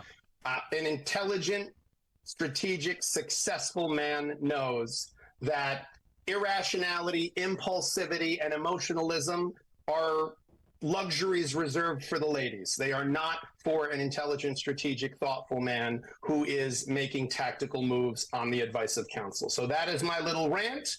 That is my little caveat. But it amazes me that you guys are so quick to believe some fucking bimbo that gets on the internet that clearly did this, set it up, premeditated, went to Instagram immediately after illegally recording a phone call, and you guys are so quick to say, wow, Fresh, you're such a bad guy, blah, blah, blah. Bro, This chick is lying. It like, I mean, this is my take. I mean, I'm not privy to the conversations that Fresh had with his counsel, but I'm telling you as an outsider looking in, I'm like, bro, this is a fucking lie. Because a girl did this to me literally 3 years ago. And what did she do with it? She did it to run up her OnlyFans. She did it to run up her social media. She did it to make money. Girls do this shit. And the fact that you guys sit here and say, well, red pill aware with these. Advice to you, and I've said this to you earlier privately, is there has to be, for the moment, no specific comment. Oh, sorry, I'm back now. Apparently went to Hibachi. They asked me if I wanted to join, but I cannot. There really has to be, because Also, no shot do they have 12,000 active viewers on Rumble? Because 12,000 people aren't on Rumble. They don't have a base of 12,000 people. They don't, like, at all. So no shot are they, you know what I mean? There's no way in the world they have equal numbers on Rumble and YouTube. 12,000 bots, I'd give them 1,000. Maybe 1,000 real people on Rumble. I can see 12,000 on YouTube because people are stupid on YouTube. But no shot do they have, 12,000 real people. I don't believe that to be the case. I was about to tell. True. Chad, I thank you for the 4-month subscription, and Sammy the Bold, thank you for the 4-month or 5-month subscription as well. Much appreciated. As we approach Monday, we're gonna slowly get to a more 12-month subscribers. That's what, yeah, some more 12-month subscribers. It's almost a year, chat. Isn't that crazy? Isn't that wild? I think it's kind of crazy.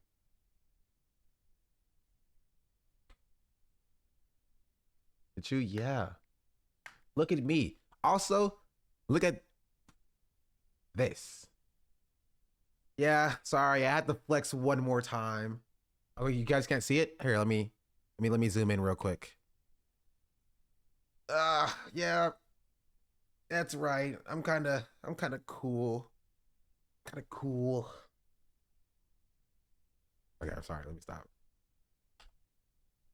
You bestie alert? I wouldn't go that far. I'd be sick though. You never be cool? That's very not nice. Maybe I should start following more people. Because I realized that I wasn't following Emily. I followed her and then she followed me back. So maybe if I follow other people, they'll still follow me back as well.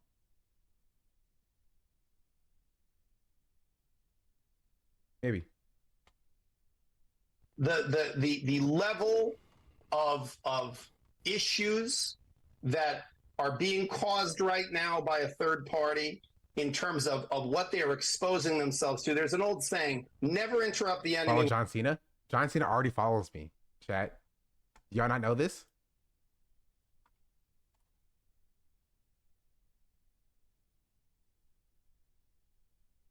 Yeah, John Cena already follows me. He does? Yeah. But to be fair, John Cena follows everyone. He follows 761,000 people.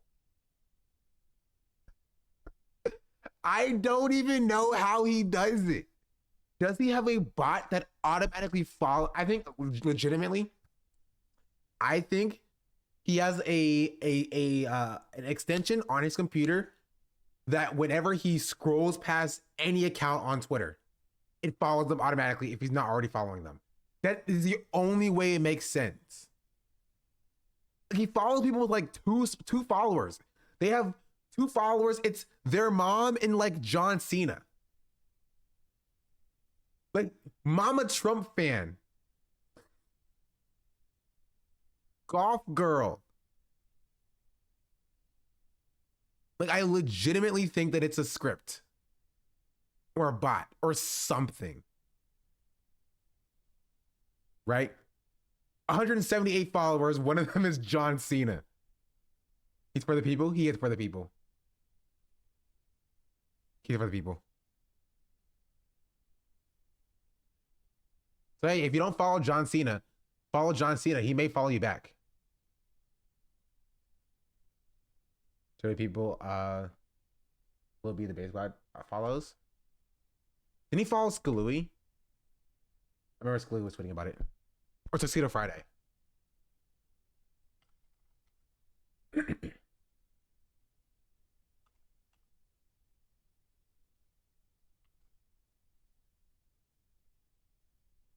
1.1.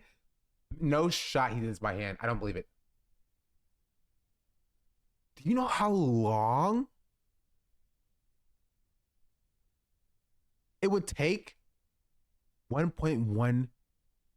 He's reposting people as well. Libby, please follow me. I love you. No, I respect it. I respect it. If you're going to like 2010 though, following 1.1 million people is like almost impossible. A million is a lot, chat. Even for like 15 years, getting to a million is insane.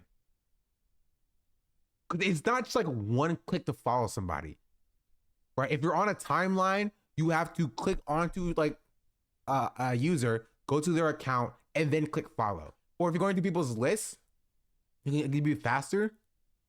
But like, nah. Libby sent me a DM asking if we're gonna try together. So I think I'm going to the next Dior painting project.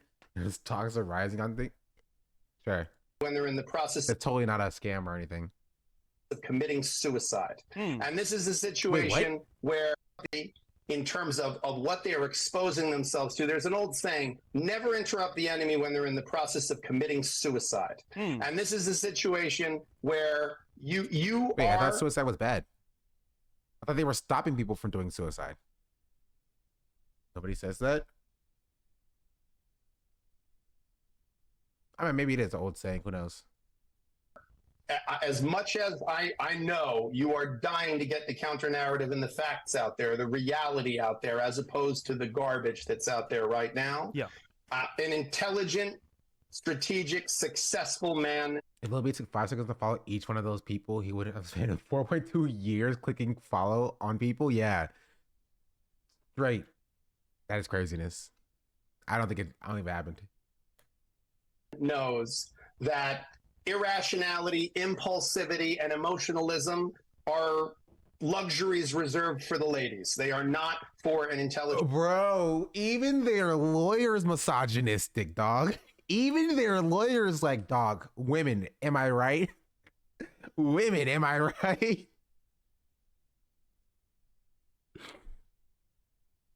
It's crazy. It's crazy. Red pill lawyer. What about the NBs, chat? Why is it never NBs? Am I right? Man, it's craziness. I just want one red pill lawyer to be like, or one red pill creator, a manosphere creator, just be a little bit woke. Just a tad bit woke, right? They're woke enough to be misogynistic. I think that would be the funniest bit. The funniest bit in the world.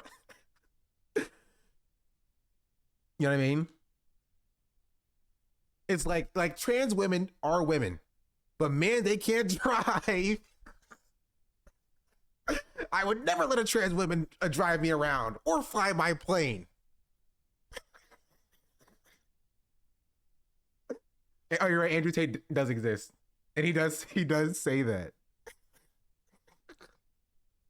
Just like a little bit massage, a little bit woke. Sorry, not very much misogynist, a little bit woke, but very misogynistic. Red pill manosphere creator, trans inclusionary radical misogynist. Yeah. Would that be progress or going backwards? Honestly, I don't know. But it would be hilarious. Ah, man. Strategic, thoughtful man who is making tactical moves on the advice of counsel. So that is my little rant. That is my little caveat. But it amazes me that you guys are so quick. Even a drop of HRT turns a decent driver into a menace to society? That's crazy. As your pronouns for harassing you? Yeah. every time they meet somebody, they always ask their pronouns. Like, what are your pronouns? He, him. Oh, nice to meet you. What are their pronouns? They, them. Oh, nice to meet you. What are your pronouns? She, her. Ugh, women. Ugh. Ugh. No. Gosh darn it. Ugh.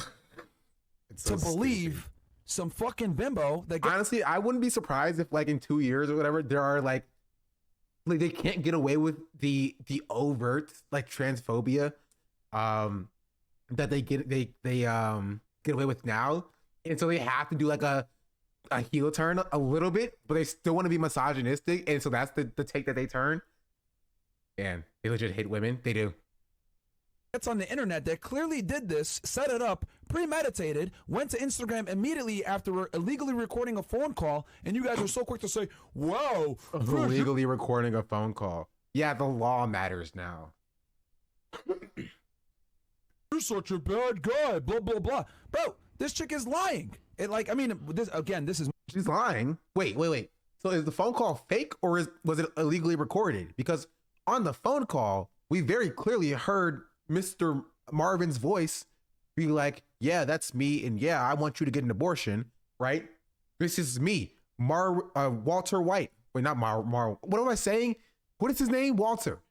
Like, yes, this is me, Walter White. And I want you, my ex-girlfriend and partner, to get an abortion. I don't care what you want. I want you to get an abortion. He literally said that.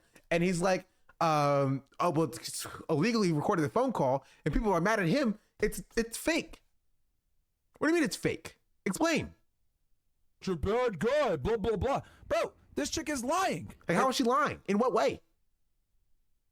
How is she lying? Like, I mean, this is my take. I mean, I'm not privy to the conversations that Fresh had with his counsel, but I'm telling you as an outsider looking at it, I'm like, bro, this is a fucking lie. Because a girl did this to me literally 3 years ago. And what did she do with it? She did it to run up her OnlyFans. She did it to run up her social media. She did it to make money. Girls do this shit. And the fact that you guys sit here and say, well, red pill where? With these, we know what's going on, etc. And you guys believe this shit. Hook, line, and sinker, you fucking simps. Wait, so does he have a kid?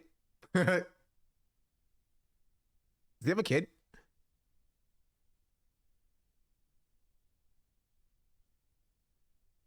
Even if she wasn't pregnant, those are still his words. Yeah, he did say that.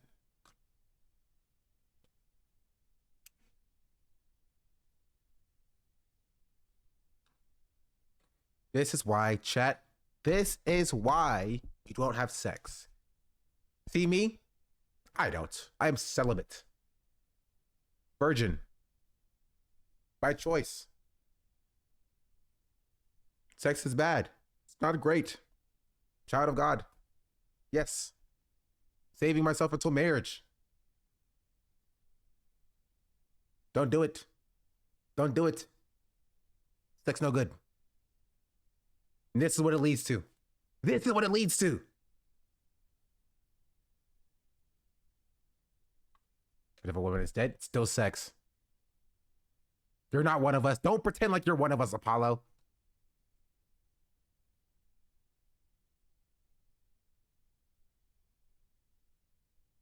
And I held him accountable behind the scenes. I told him he was a fucking dumbass. I told him he's a fucking retard. I told him, why the fuck are you doing this shit? And I fucking yelled at him about this shit. What? Fucking dumbass. I took line and sinker, you fucking simps. And I held him accountable behind the scenes. I told him he was a fucking dumbass. I told him he's a fucking retard. He's talking about his friend? Is he talking about his boy? Who is he talking about?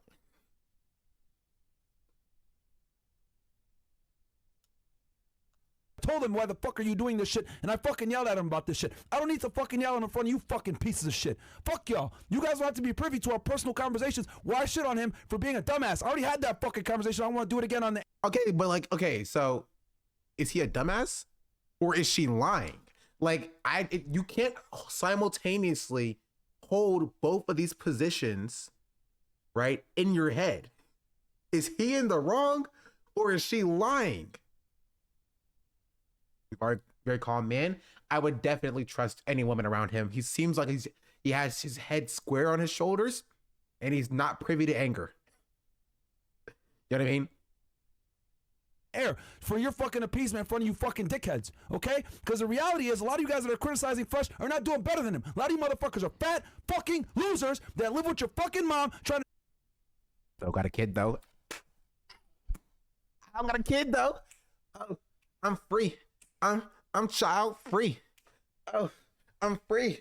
I'm child free. May be fat, may live with my mom, may have no money, but I also don't gotta pay no child support. I'm sorry. I'm sorry.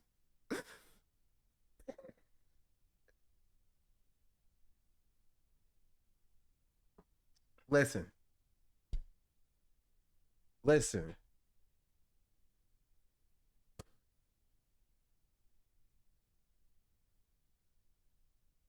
I'm just saying. Just saying. To sit here and Incubator was removed, so I can't have kids. I went up. counsel him. Why did you so that? He made a fucking mistake. He's a dumbass for it, and we all fucking know that shit. Okay? I don't have to fucking shit on him in front of 40,000 people. I mean, you kind of are right now. I could have told him how much of a doo-doo pookie head he was right now, but I didn't. I could have told him that he was stupid and he was worthless and his mom doesn't love him right now, but I didn't. I didn't do that. Like, yeah, you kind of did. You kind of did that when you saying that you weren't going to do it. You know what I mean? That's just me, though. You guys to know that I fucking shit on him behind the scenes. We had a very long conversation about this shit already. If there's anything you guys can learn from this fucking podcast, oh, that was the beginning of the clip? learn this. We've been through hell together. We had people come at us. We've had death threats at us. People fucking laugh at every. Honestly, it doesn't even feel genuine, right? Even this, right? Him like almost crying doesn't even feel genuine. It doesn't feel like genuine anger. The reason why is because he keeps looking back at the camera. He keeps looking back at the camera. Like, you've seen me get mad, Chad. You've seen me yell. I don't look like, I don't do that. And like, it's like, his voice is cracking. Very manly, by the way. No joke, like, I super manly. My voice cracks all the time. Yeah, he's performing exactly. It's a performance. Anything you guys can learn from this fucking podcast, learn this. We've been through. It does not feel like he's truly angry, right? You've seen me yell, chat, and it doesn't. My voice doesn't go like this. That's not how my voice goes when I yell. Maybe, you know, maybe I'm too much of a man, right? Hell together. We had people come at us. We've had death threats at us. People fucking laugh at every time we fucking go through some bullshit. People make allegations on us. People have tried to absolutely fucking destroy us. So I haven't heard you yell? Really? But you've been a subscriber for 2 months. I haven't yelled in 2 months? God, I'm doing better. I haven't yelled in 2 months. No yelling. They say that I'm good enough. Grabbing my talking about shit that I shouldn't. Woo!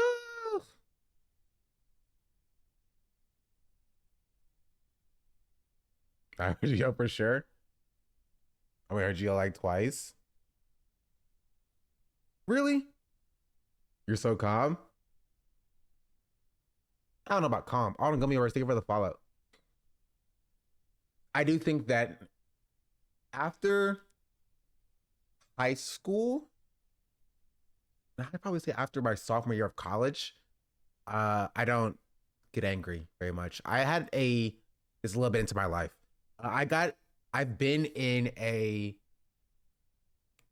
problems with my anger, chat. I've been a very person who's very quick tempered, very quick to anger. Like when I was younger, I had my father's temper. But I've mellowed out now.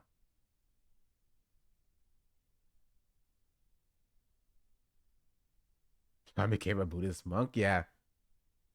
You heard the anger management? Don't. It doesn't work. That's so funny. Yeah, no, I just stopped caring. I've realized that generally nothing is worth your anger. Like you're like visceral anger, right? There's a lot of things worth your anger, right? like angry about Palestine, angry about the state of policing, angry about the inequalities caused by capitalism. But like your anger, violence as a result of that anger is not productive, right? It's a lot more productive to utilize that anger in a productive way in organizing your workplace, organizing your in general, advocating for things outside of your own. And I think after I found leftism, my anger sort of mellowed me out. You know what I mean, and also Mr. Martin Manassi is correct. As a black man, there's plenty to be mad about. Yeah, it causes your life to shorten. It actually will kill you, right? Getting angry in the wrong situation will kill you as a black person, as a black man specifically, right? You can't be angry in the presence of white people. You can't be angry in the presence of police. You can't be angry in the presence of professionality, right? I was watching a TikTok video yesterday.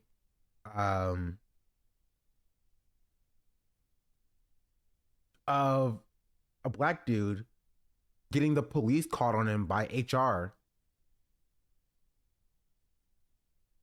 And he was calm. You feel me? He was chill. But they called the police at him or on him and was yelling at him and such. Let's see if I can find it. Content preferences? No. Activity center. Like, we don't have the luxury of being angry.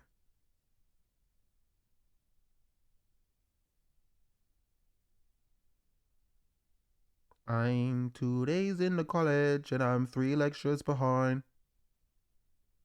I found it. Here. You know who was around me the whole Pause.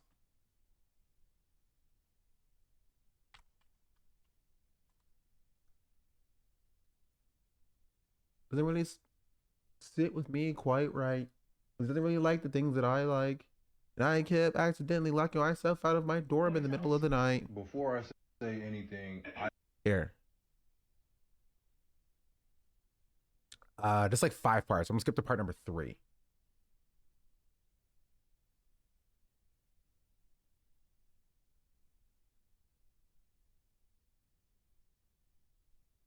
Hello? I wake up kind of cold. I wake up kind of tired. I just sleep in when I'm old. And I don't like breaking rules. I don't like doing as I'm told. The whole office is in the back because How of do you- your being. how do you Enough. feel No more uncomfortable? talk. No more talk. He's not gonna leave. Just fucking stop talking. I'm done. why are you cussing? There's no You need got to it on cuss. camera. Make sure, because you're making us feel uncomfortable in our place of work. Because How do you? Perfect example. From part 1 to part 5, he's sitting there. He's calm. He's recording. And then he calls the police. The HR calls the police on him for trespassing or whatever. leave. How do you You're feel? trespassing. How do you feel uncomfortable We're if you're done. literally We're done. If five? it's your place of employment, they can fire you and tell you to leave and then get you for trespassing. They don't need to give you a reason. They don't need to give you a clause. They don't need to give you your papers. They don't even need to give you your stuff. They can say, you're fired. You need to leave the premises now. And then if you try to get your stuff, you try to go to your locker, you can have your phone, your wallet, your keys. You can't even, you have your keys in the building and you can't even drive. But if you go inside, they'll call the police on you for trespassing. Like, it's just, yeah. I'm just saying, more so, yeah. I mean, like, how are they able to? Yeah, I get you. Feet away from me, but you feel Why do you uncomfortable feel uncomfortable when you're 5 feet away from us? We're not recording anything. because How do you feel uncomfortable? I'm not the one yelling. Is it different for you? I have you. I have you on camera, I don't literally care what yelling you have at on me. camera, Tavon. This is Here's nuts. what I'm telling you. Here's This what is I'm telling you. insane. You are on private property. I've asked you to leave. Okay. You are now trespassing, which means as soon as the police show up, you're going to jail. There's no Have need that for on this. recording. There's no need for this at all. Then you need to leave. You said you called You the need to police, leave. so I will wait for the police. Then you will go to jail. Because I am There's no pressing need. charges. There's no need to press charges. If you do not walk out that door right now, I am pressing charges. You will go to jail. You will do jail time. What is the need for pressing charges? Because I've asked you to leave and you will not. Did you already tell the police? I am telling you Did to you already leave. tell the police that I was trespassing? Yes, it is time for you to So leave. you called them and you told me I was trespassing when you told me to When find I- you look, when I got here. I'm not, yes or no? I'm not talking to you about it anymore. I've asked you to leave. I'm trespassing. You're trespassing. But you I've told me asked to find you when leave. I came here. When Okay. I ask you to leave and you do not leave, that is trespass. That is not trespassing. Google it, bro. Google That is not trespassing. Google it. You're That is not trespassing. you told me to find you when I came. It's a comment. I mean, yeah. About Harry being on LinkedIn, he's one reason he's so unprofessional is because he's completely unqualified for this position he holds. Yeah, this is stupid. But the HR person is correct, right? They can be like, you were employed here. I told you to come here. And I told you to, you know what I mean? Have a conversation with me. But now I want you gone. If you don't leave immediately, you're trespassing, and I'm gonna, call the police on you. Have you heard the J Cole stuff yet? What J Cole stuff? There's no J Cole stuff. J Cole has not responded yet. I don't know what you guys are talking about. J Cole has not responded to Kendrick because that would have been a stupid thing to do. And he had some stupid bars to that as well. It just never happened. It never happened. They're friends. They're chilling and they're happy together. That's all I know. They're right now holding hands and singing Kumbaya. They're gonna be transphobic. What do you mean? That just never happened. I mean, he didn't say any. He didn't release any music, right? He said that nothing at all. Nothing. He didn't say anything. His last project was 2014 Forest Hill Drive. That's it. There was nothing else after that. Thank you very much. Anyway, black people cannot be mad or get angry. They don't have a this is like a song on LeBron. J. Cole's actual last project was actually was good. Which one was it? For Your Eyes Only? I don't even remember.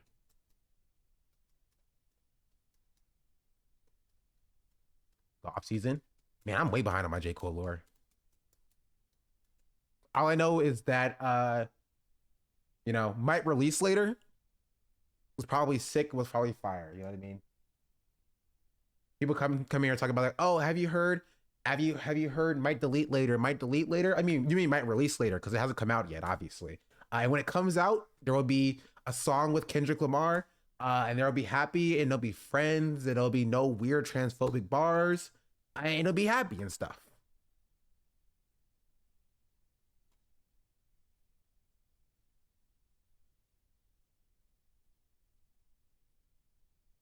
That's it. Later yet, he should delete. It hasn't come out yet. It hasn't come out yet. Nothing's dropped yet. So it's no problems. There's no problems at all. No problems in the slightest. Jeez Louise, I choose to believe that. That's the truth. Thank you very much. Anyway, let's continue with this. Oh, so I was saying black people can't anger. I mean, we all understand that. In the presence of like white people who take the anger as personal offense and will do things like this in the calm perspective.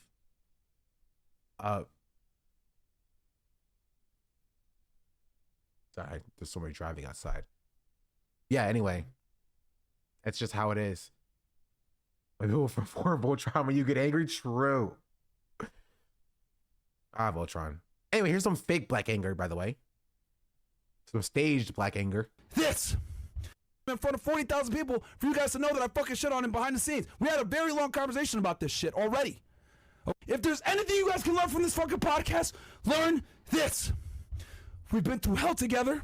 We had people come at us. We've had death threats at us. People fucking laugh at every time we fucking go through some bullshit. People make allegations on us. People have tried to absolutely fucking destroy us. And you know who was around me the whole fucking No time? Name collab as well. Knowing No Name She's going to diss Kendrick as well.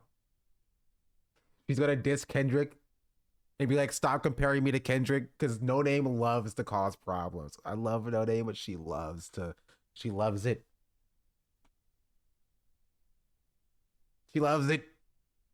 Everybody else, oh, stop! It's not funny. It's bad. Don't do it, No Name, please. I promise you. I beg of you.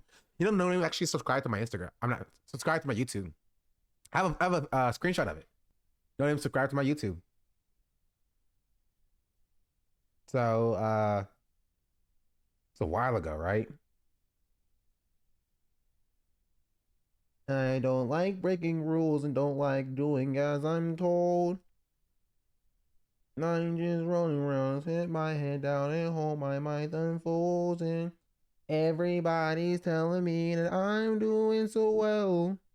I try to tell them honestly, I find it hard to tell if I need work and I need rest, to try my best. I'm still only quite young.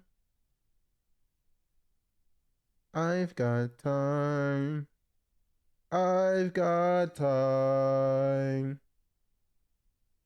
I'm 2 days into college. And I'm 3 lectures behind. I'm trying to find it. How long ago was this?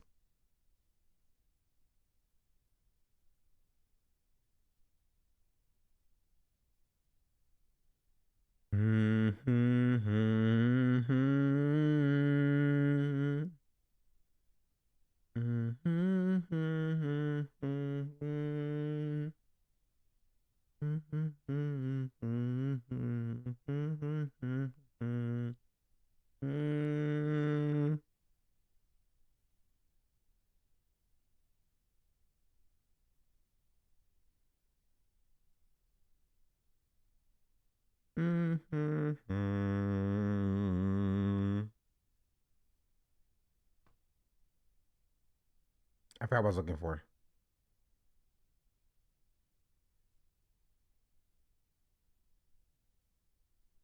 Oh, here. I found it.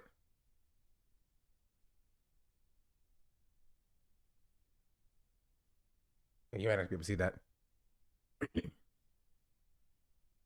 I'll send it to myself and then put up on stream. Or let's put it in Discord. Discord. There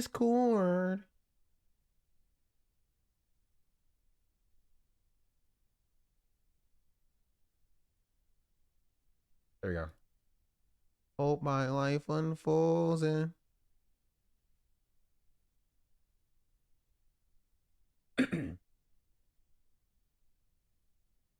J. Cole said that on Yachty's song, this one activist, I did not hear any J. Cole stuff.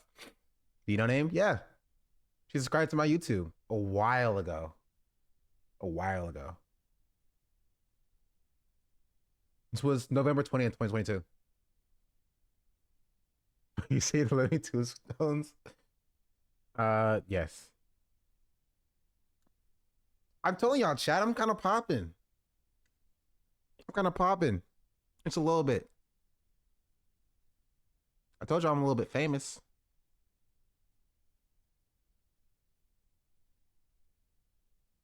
Or the hotter diss. What do you mean? There was no disses. There was only Kendrick's diss. I'm these fucking guys. So you motherfuckers can say whatever the fuck you want to say. I'm not going anywhere. I'm going to stand by the guys that stand by me. I don't even think I follow Fantano. Maybe I'll follow Fantano here. Maybe he'll follow me back.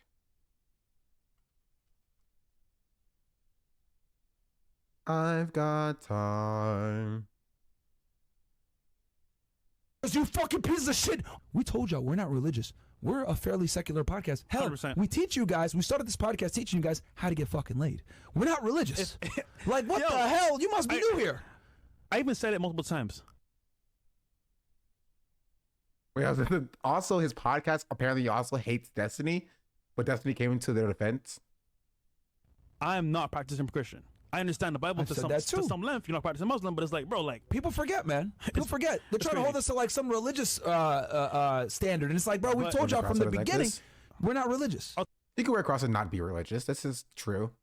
And I do think that they utilize religion. They both do it in the same way that Sneeko just did it, in order to serve their purpose, in order to distance themselves from criticism.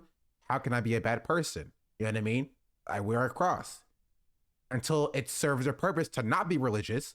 And it's like, I'm not a practicing, Christian. Like, it's just funny. It is funny.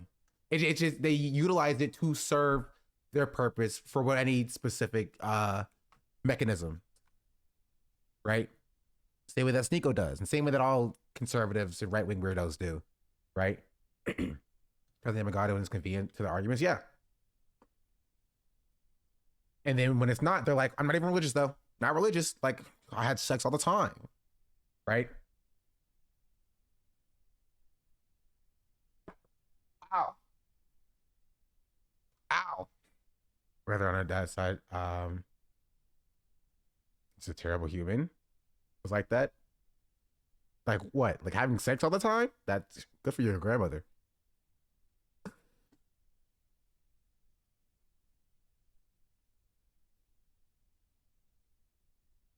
Oh, if I need work, I need rest. I try my best to try my best. Now we wait. Yeah, now we wait. Who else should I follow, chat? I follow Cutie. Okay, this is where we'll You said, what if I told you that season 3 is sooner than you think? What does this mean? Did she already pick the people? I don't know. Follow a bunch of people. I'm waiting for it to be like, who's interested in the whatchamacallit? Master Baker. And I'll say me. Let's see. This is what I always do. I always go to who does Cutie follow.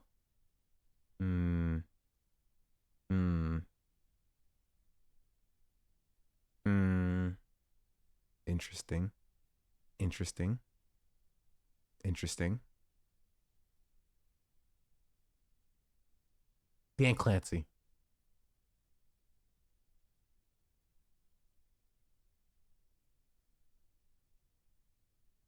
I was driving yesterday. I saw a car with the QAnon sticker on the rear windshield, praying for their brain disease. That's hilarious. That's how it be sometimes. Follow Brittany Broski. Do you want to see Brittany Broski got canceled? You thought her show would be amazing. Did I see that? You follow Fox? I did follow Fox. Wait, what? For her Palestine stuff. It's on TikTok though, so it doesn't really matter.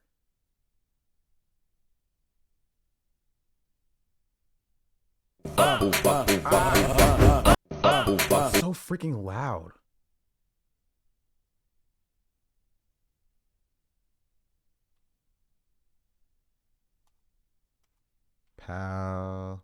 Palestine video. Follow Austin? Which Austin? Oh, I don't follow. I thought I follow Austin on his main. Yeah, I follow Austin on his main, not on his other main. I follow OTK. I follow Slime. I follow Peter. I follow Nick. Black people. I follow Broden. Just start following everybody, dog.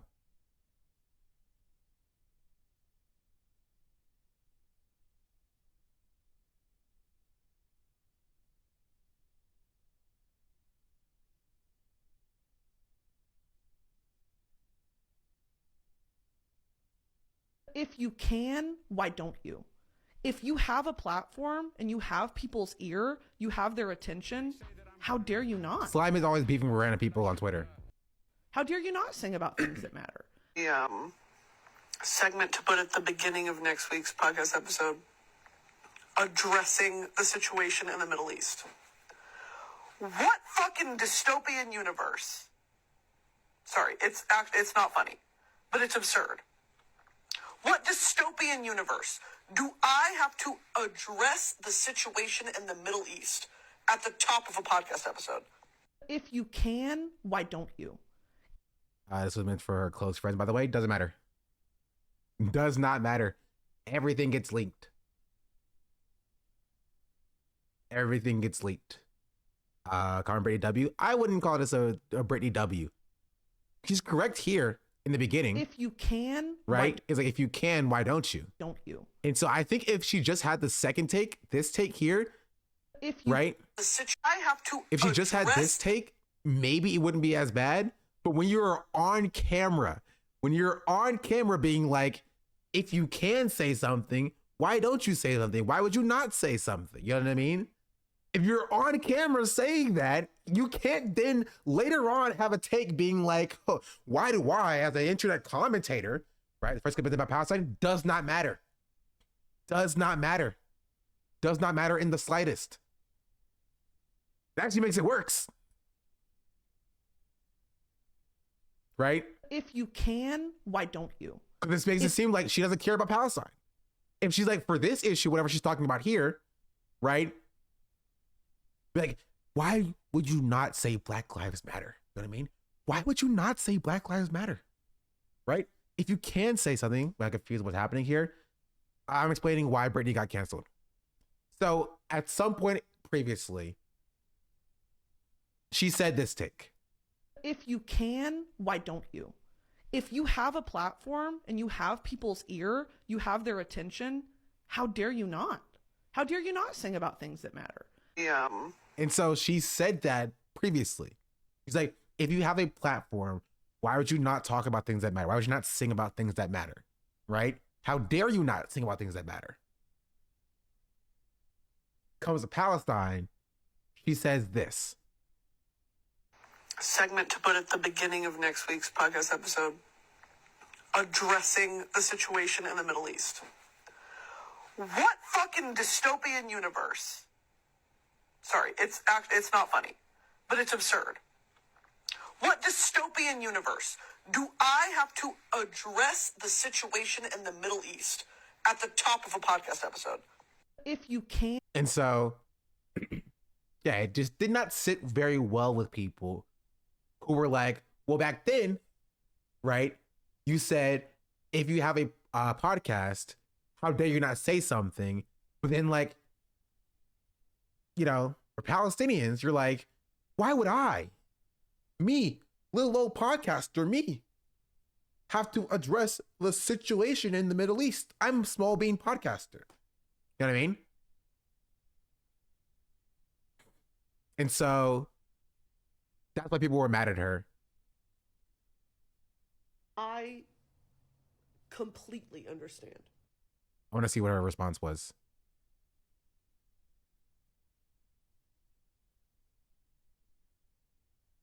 Oh, this is the video that came out that well, let's see who made this video.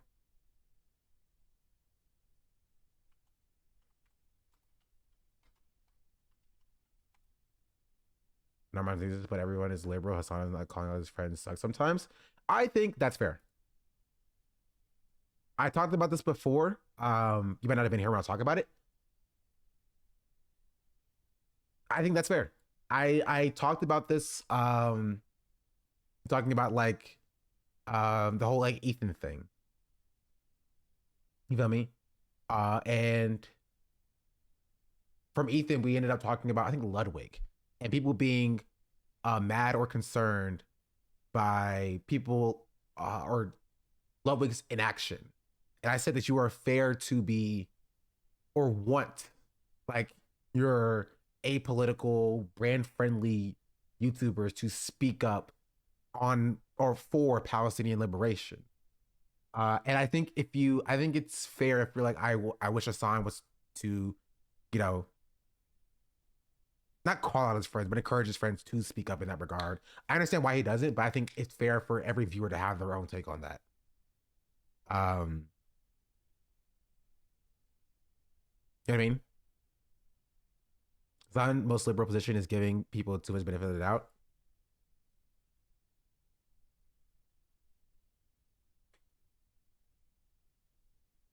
Oh, there's a YouTube video on this. Here, we can watch a YouTube video.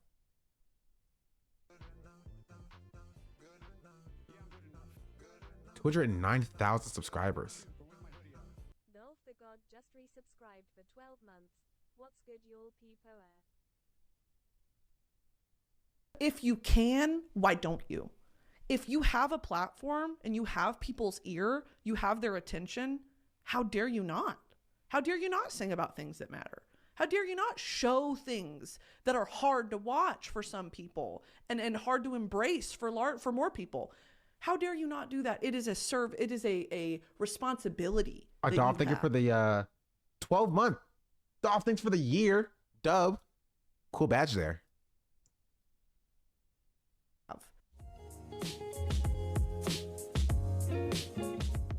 Hey cuties, and welcome back to my channel for another video. If you want to join the cuties fam, all you gotta do is hit that subscribe button, the like button, and the little bell icon to get notified when I make new videos. All my socials will be linked down below, including my Instagram, Twitter, TikTok, Cameo, Patreon, Discord, anything that you can. Heyman Fizz, thank you for the 2 months, and Blink Princess, thank you for the follow as well. Support me on will all be linked down below. Before we jump into this video, I want to give a huge thank you to all of my patrons. So we're just talking about Palestine. She's not now, right? She's not now. This was months ago.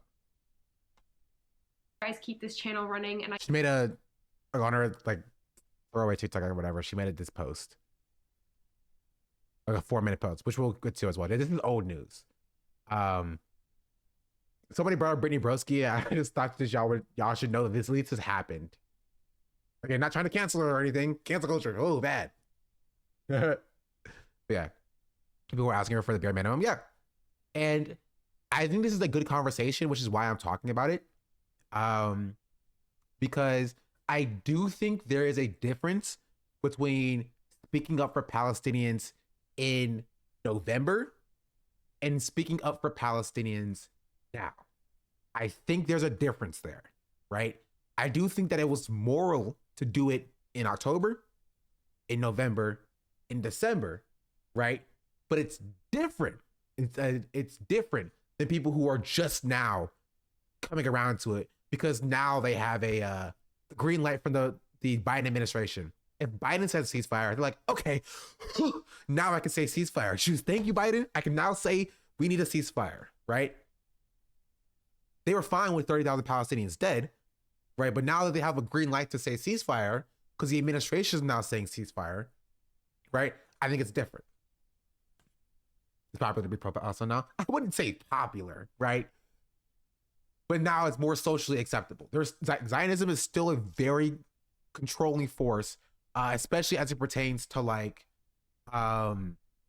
colleges, like, which we'll talk about in a little bit as well. So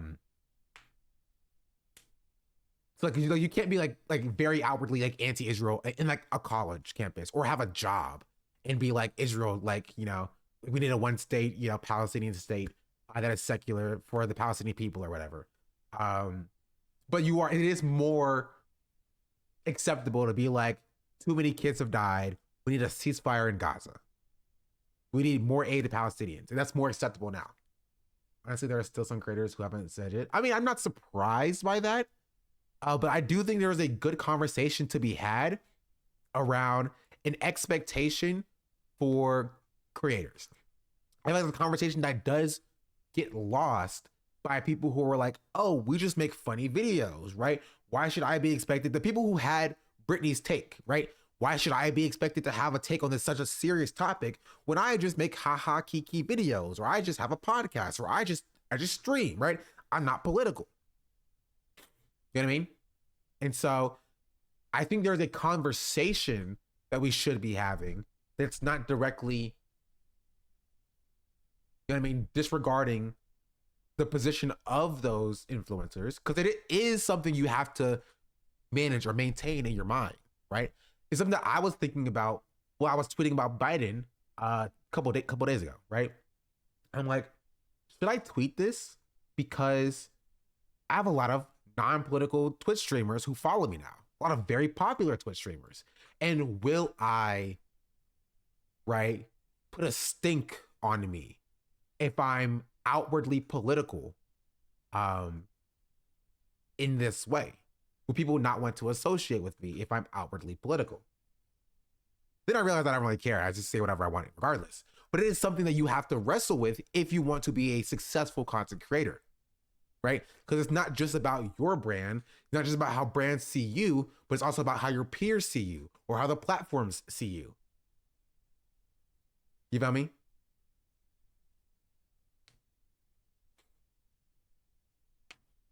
So there is something you have to think about as a content creator, which is why I give some grace when it comes to it, bro. Jacksepticeye, I talked about it. He's a gaming YouTuber. Yes, but there is a difference between somebody like Jacksepticeye who has reached the pinnacle of his growth, right?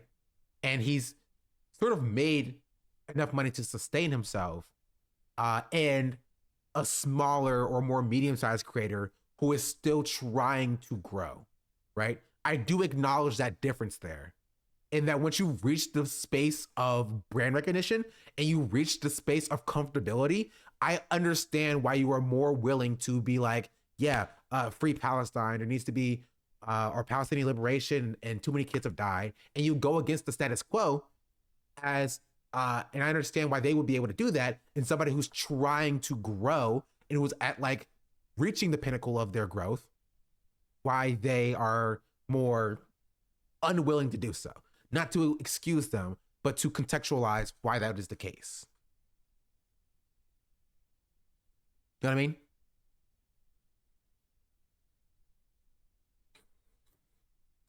But also be seen as high risk. No, you have more to lose. Not necessarily. Once you have an established community, you have a lot less to lose, right? PewDiePie, for example, can come out and say anything. Does not matter. Still a millionaire. Still lives in Japan. Will still get millions of views per video, no matter what his take was. He said the N-word live on stream. And nobody cared. You know what I mean?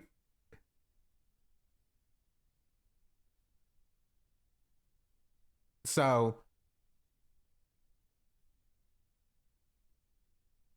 yeah. I feel like I'm constantly fighting cognitive dissonance on this topic because on one hand, why are we looking to non-political content creators for political takes? On the other hand, it's so using platform awareness is so important. There's also a privilege that comes with into not talking about it as well. Yes, on this first take, it's fine to have both of these takes, right? And I do agree that we should not be looking at non-political people for political coverage. We also shouldn't be looking at some other political people for political coverage, like Destiny, for example.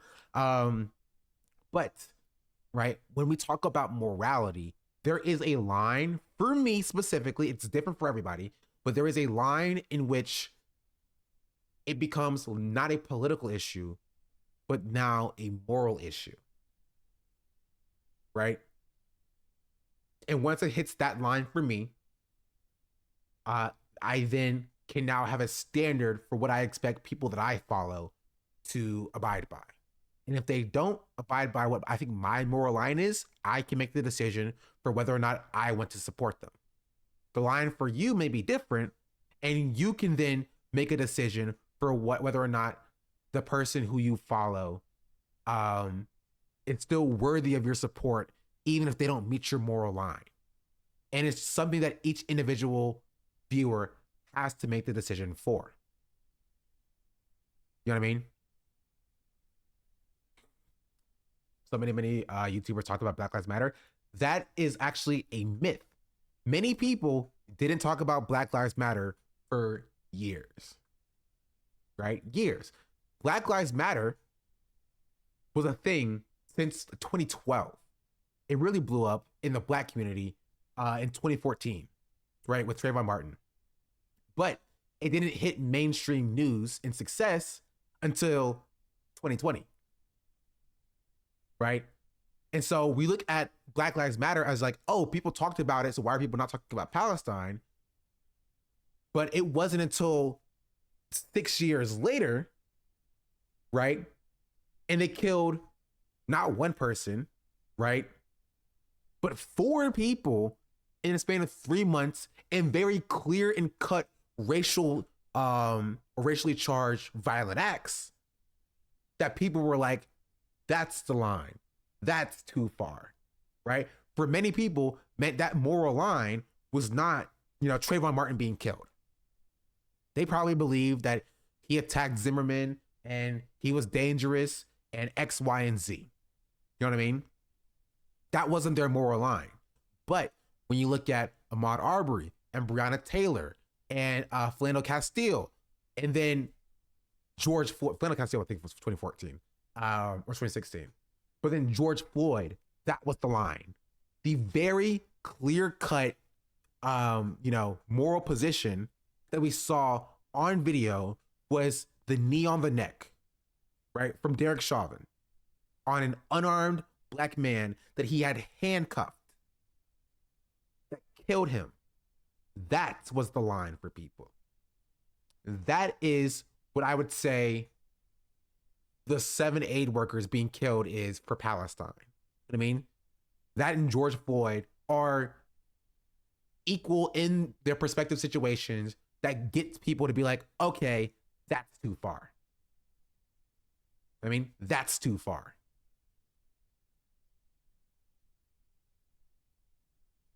There's like people like Mike who exercise people from their lives when they cross the line. I don't know, build different. But you understand what I'm saying? Because about your opinion on BLM Chicago, people trying to distance themselves from BLM Chicago. I don't really have an opinion on BLM Chicago, not really. I know BLM like national has had some issues. Honestly, I look at BLM more as a case study for a movement gone wrong. You know what I mean? As a movement that has been adequately defanged, as a movement that has been co-opted, and as a movement that has been neutered by liberal niceties. That's what I look at when I see BLM. You separate the movement from some of the orgs who took advantage and co-opted it. You can't. The reason why you can't is because the movement is now ineffective. You know what I mean? What the movement is meant to mean. You can do analysis of what the movement was meant to mean and what the goals are, but I don't believe you can separate the organizations that co-opted the movement and the movement itself, because the movement as it stands now is ineffective. It is an ineffective institution currently. You know what I mean? Currently. And that's the way that I see BLM. And it hurts my heart because that's what drove me to get into this line of work. But we need to study how it happened. We need to look at BLM for what it was, and that is a movement that's been co-opted by liberal niceties, by the Democratic Party, by its operatives, and figure out how to stop that from happening again.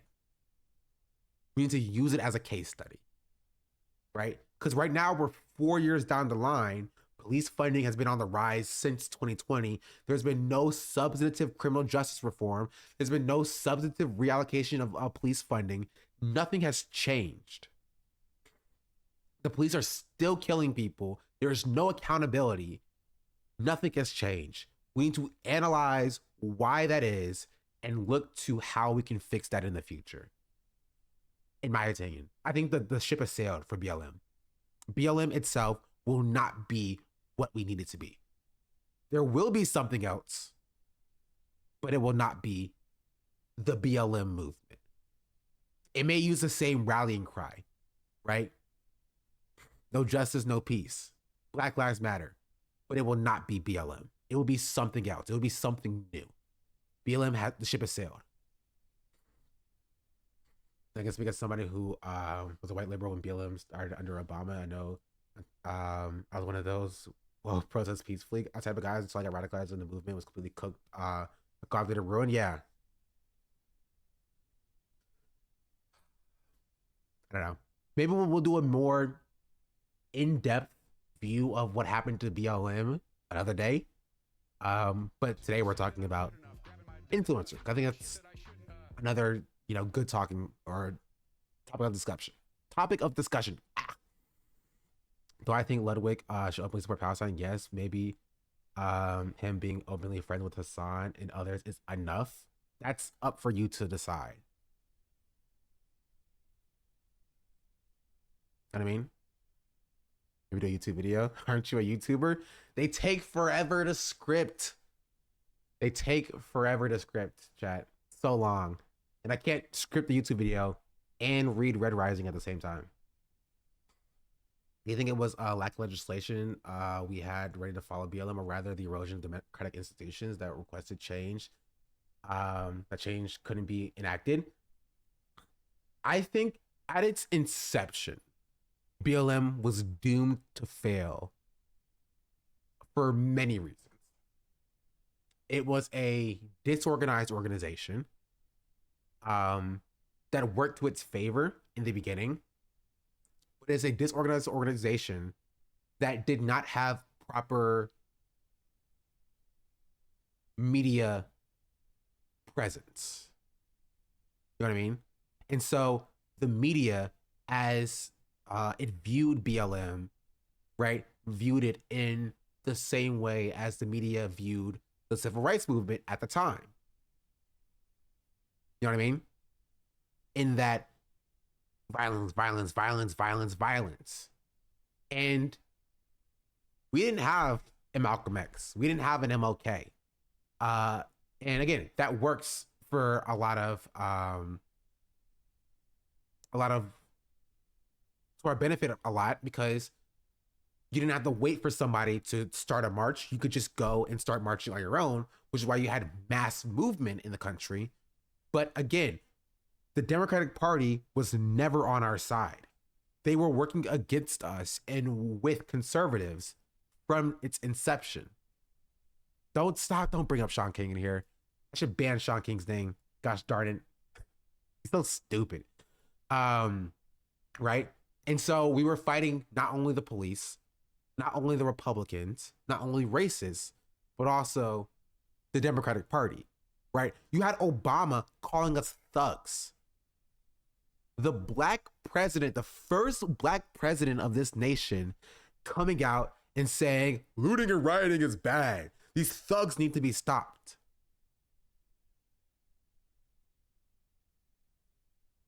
Right? Such a disappointment. Such a disappointment. I think it wasn't a complete failure in that it did inspire the creation of things like independent watchdog groups and more people to pay closer attention. I agree. I do think it did things well, and we need to study the things that it did well. I'm just sad. It saddens me what it's become.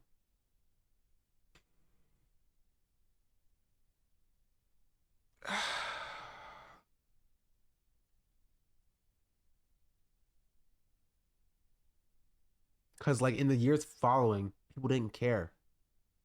We cared. As leftists, we cried for reallocation of police funding. We cried for criminal justice reform. The Democrats didn't care. Really inspire protests around the world. That doesn't happen often. Yeah, but I can only look and just see nothing as the result. Hey, maybe I'm too doomer. This is the most doomer I'll probably ever be, but there's no tangible results. And I think the problem was there were no tangible goals. There were no tangible goals for BLM as a movement, right? Unless you count the arrest of Derek Chauvin as a goal. And it happened. It did. It did happen. Right? So much didn't have the changes in laws to back it up because there were no goals. Organized, not decentralized. Yeah. Or disorganized. It's kind of like to me, the Me Too movement that also got called out about white capitalist liberalism and instead focused on just supporting women, left out and forgot about exploited women from exploited countries for whom the movement was originally meant to help out. Sorry. I just saw Bear Cilium added use/ad permitted term killing black people. Man, Bears is preying on our downfall right here.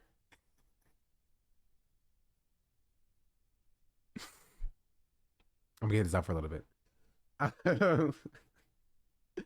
You can take the good and the bad. The reality is nothing material came out of it, and it's, people check out while some became more radicalized. Yeah, Bears is turning on us. True.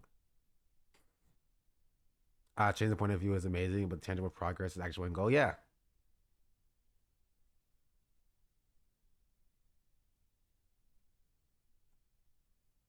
They watched the protests, and now we have cop cities pop up everywhere. That's another thing as well. It's things have actively gotten worse. Yeah, like America sucks, but you have to have lawyers who create goals and to attract liberals and to force change in law when it all showed to be a farce. You don't even need lawyers. You know what I mean? This is something, or why Fred Hampton, Malcolm X, MLK were important figures, even if they weren't the end all be all of civil rights. You feel me? Because they were marching for things, right? And they didn't stop marching until they were killed. That's where we differ. BLM was, I would consider it the second civil rights movement. The only problem was we stopped. Our advocacy didn't stop, but once they got a win, they kept going for a new win and a new win. After Derek Chauvin was, arrested, you can see the media take a step back and was like, we won. We did it, Joe. You feel me? I know I'm a John Brown type, Les Douglas type, but you need both. We talked about this last stream. You need both. You need both John Brown and Frederick Douglass. They're both necessary, right? It's like the concept of good cop, bad cop. You feel me? A regular interrogation could be effective, but good cop, bad cop has become a trope in media because it has been effective, right? You need to show somebody the violent alternative to be like, listen, if you don't want them, you got to deal with me, right? Which is why it's necessary. It's necessary. You feel me? Hey.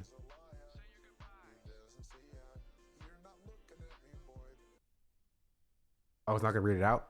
All right, sick. Mafia Jinx, thank you for the raid. Welcome in, Raiders. Hello, hello, hello. Hope you had a good stream. Welcome in. We're talking about... What were we talking about? We were talking about BLM for some reason. Influencers and the expectation that influencers have about speaking about important issues. And that turned into talking about BLM for a little bit. But welcome in. Hello, my name is Sean Black. We talk about politics, do analysis sometimes. Thank you for joining me today. I went 15 minutes in the video. It's not even moved a second. What are they saying about Britney? Oh, this is old news. This is old news. She's just a jumping off point. About her not great take about Palestine in November. To talk about influencers and what we can expect for them to say about important issues. Her take wasn't great. But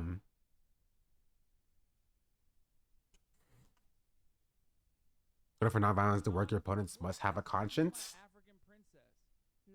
Or no, I understand that. I don't think it's wrong per se. But I do believe that it assumes that your opponent doesn't have self-preservation, which a lot of times they don't, but oftentimes they will compromise because of their self-preservation, right? Which I believe you need both, right? I believe you need both. They're both necessary. I would encourage you to watch the stream from last stream. Regime death cult, liberalism enables fascism.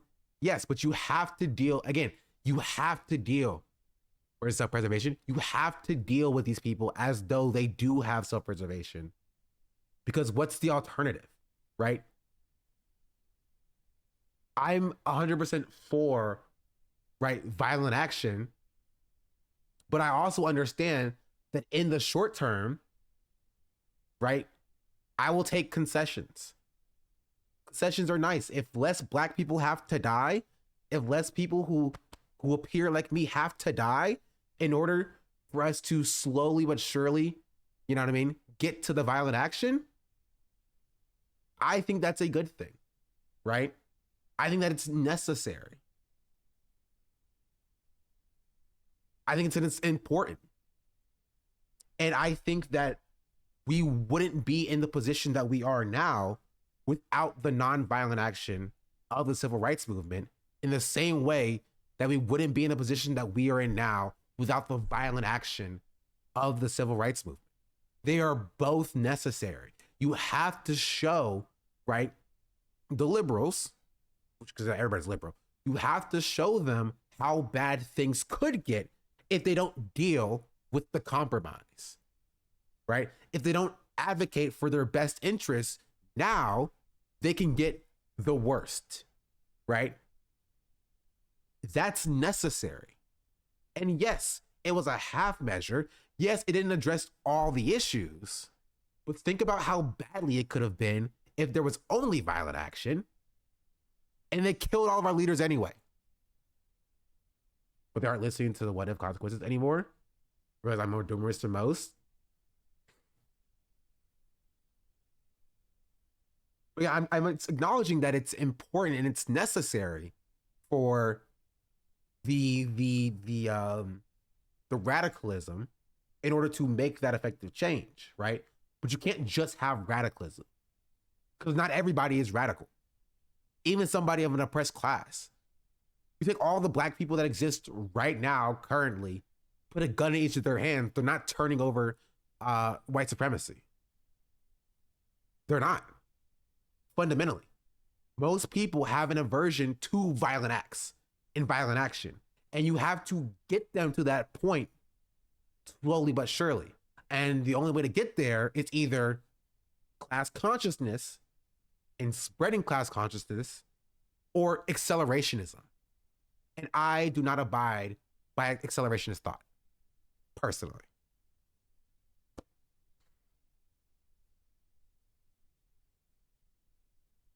Personally, that's just my perspective. Revolutionary bloody, it always is. Yeah, and again, last stream I talked about exactly how I believe a revolution would happen. Right? I get that. The world needs soft folks. Not just that. The world is soft folks. The world doesn't need soft folks. The world is soft folks. And we have to deal with the reality of what the world is. I understand what you're saying. And I'm not even saying you're wrong, right?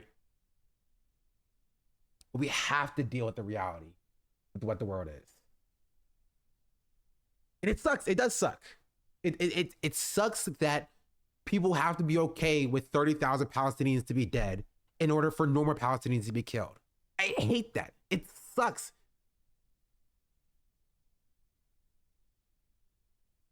But again, put a gun in the hand of every American right now, they're not fighting for Palestinian liberation. They're not overthrowing the government. They're not. We have to get them to that point, right, where they can actually fight for themselves and fight for their change, and for change. And maybe it won't even happen in our lifetime, and maybe it won't even happen in our child's lifetime, but we have to at least believe that it will happen eventually. That's the only thing that keeps me going. I'm for veterans. That's been hoping multiple times ready to push it up. Not everybody is there, and I struggle with that. It's a me thing. I understand. I don't even say it's a you thing, right? It's you are valid. That's a valid perspective to have. You know what I mean? You are valid, right? And you are ready, and that's good, right? My job is not for you because you're there. My job is to get other people to that position, right? Again, I'm not coming for you. I'm not saying that you're wrong. We're there. We agree. We agree. People act like capitalism isn't comfortable for them. Of course, it'd be better. That's always true, and that doesn't change things. For some people, capitalism isn't comfortable. I have to understand that you're not coming at me, by the way. I came into the void again. We are the void here. Welcome to the void. I understand. Let's get to influencers, though, because I want to talk about that. I can never thank you enough for all of your love and support. With that being said, let's jump into today's topic. If you follow me on Instagram, you've probably seen my support for Palestine and its liberation, but I've been trying to figure out a way to talk about Palestine. Honestly, a 200K creator on December 17th calling for a ceasefire and saying that they support Palestinian liberation is kind of sick.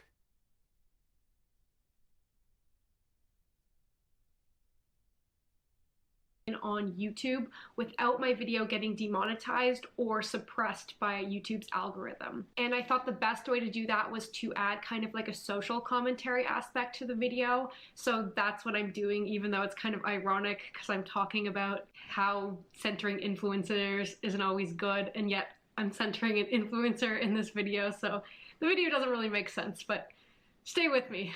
Before we get into the video, I want to make a few things very clear. I wholeheartedly stand against anti-Semitism, and I wholeheartedly stand against Islamophobia. There's no room for it anywhere, but especially not in my comment section. No one should be judged or persecuted based on their religious identity or culture. I don't know. They don't have their pronouns here. Check the comments. We'll get to the comments.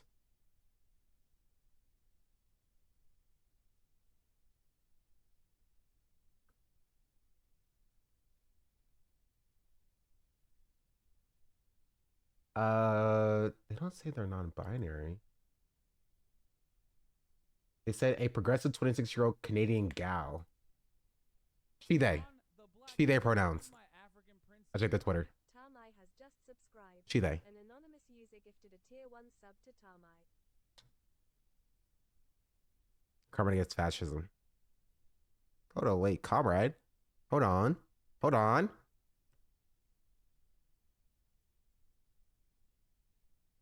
Anonymous user, thank you for the gifted sub.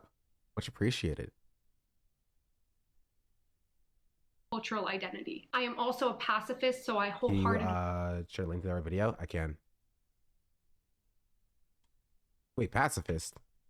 Based on their religious identity or cultural identity. I am also a pacifist, so I wholeheartedly stand against violence. And with that, I wholeheartedly stand against the killing of any innocent civilian. These are my personal beliefs and values, and you do not need to agree with them. One quote that has always resonated with me is one by Ernest Hemingway, and it states, "Never think that war, no matter how necessary nor how justified, is not a crime. I stand against war, I stand against violence, I stand against the killing of any innocent civilian." I started researching Israel and Palestine well before the October 7th attacks. The first time I spoke out publicly about Palestine— I wouldn't say it's a liberal perspective, really. I think you have a right to be like, violence is bad. You know what I mean? Like, so long as you properly contextualize violence and why it's occurring, you can say that it's bad regardless of who does it. I think that's fine, roughly.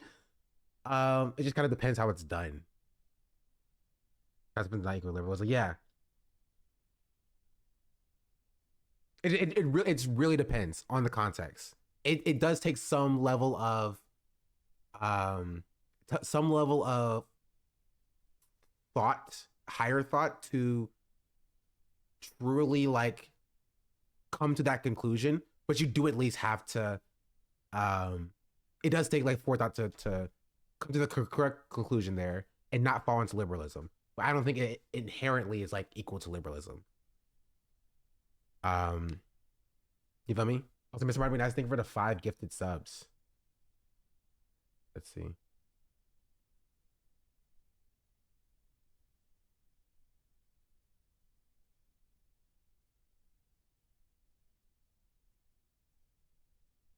Welcome to the team.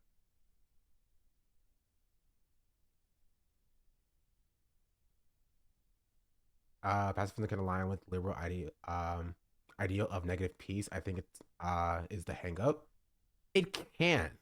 I mean, it just depends. It depends. It depends.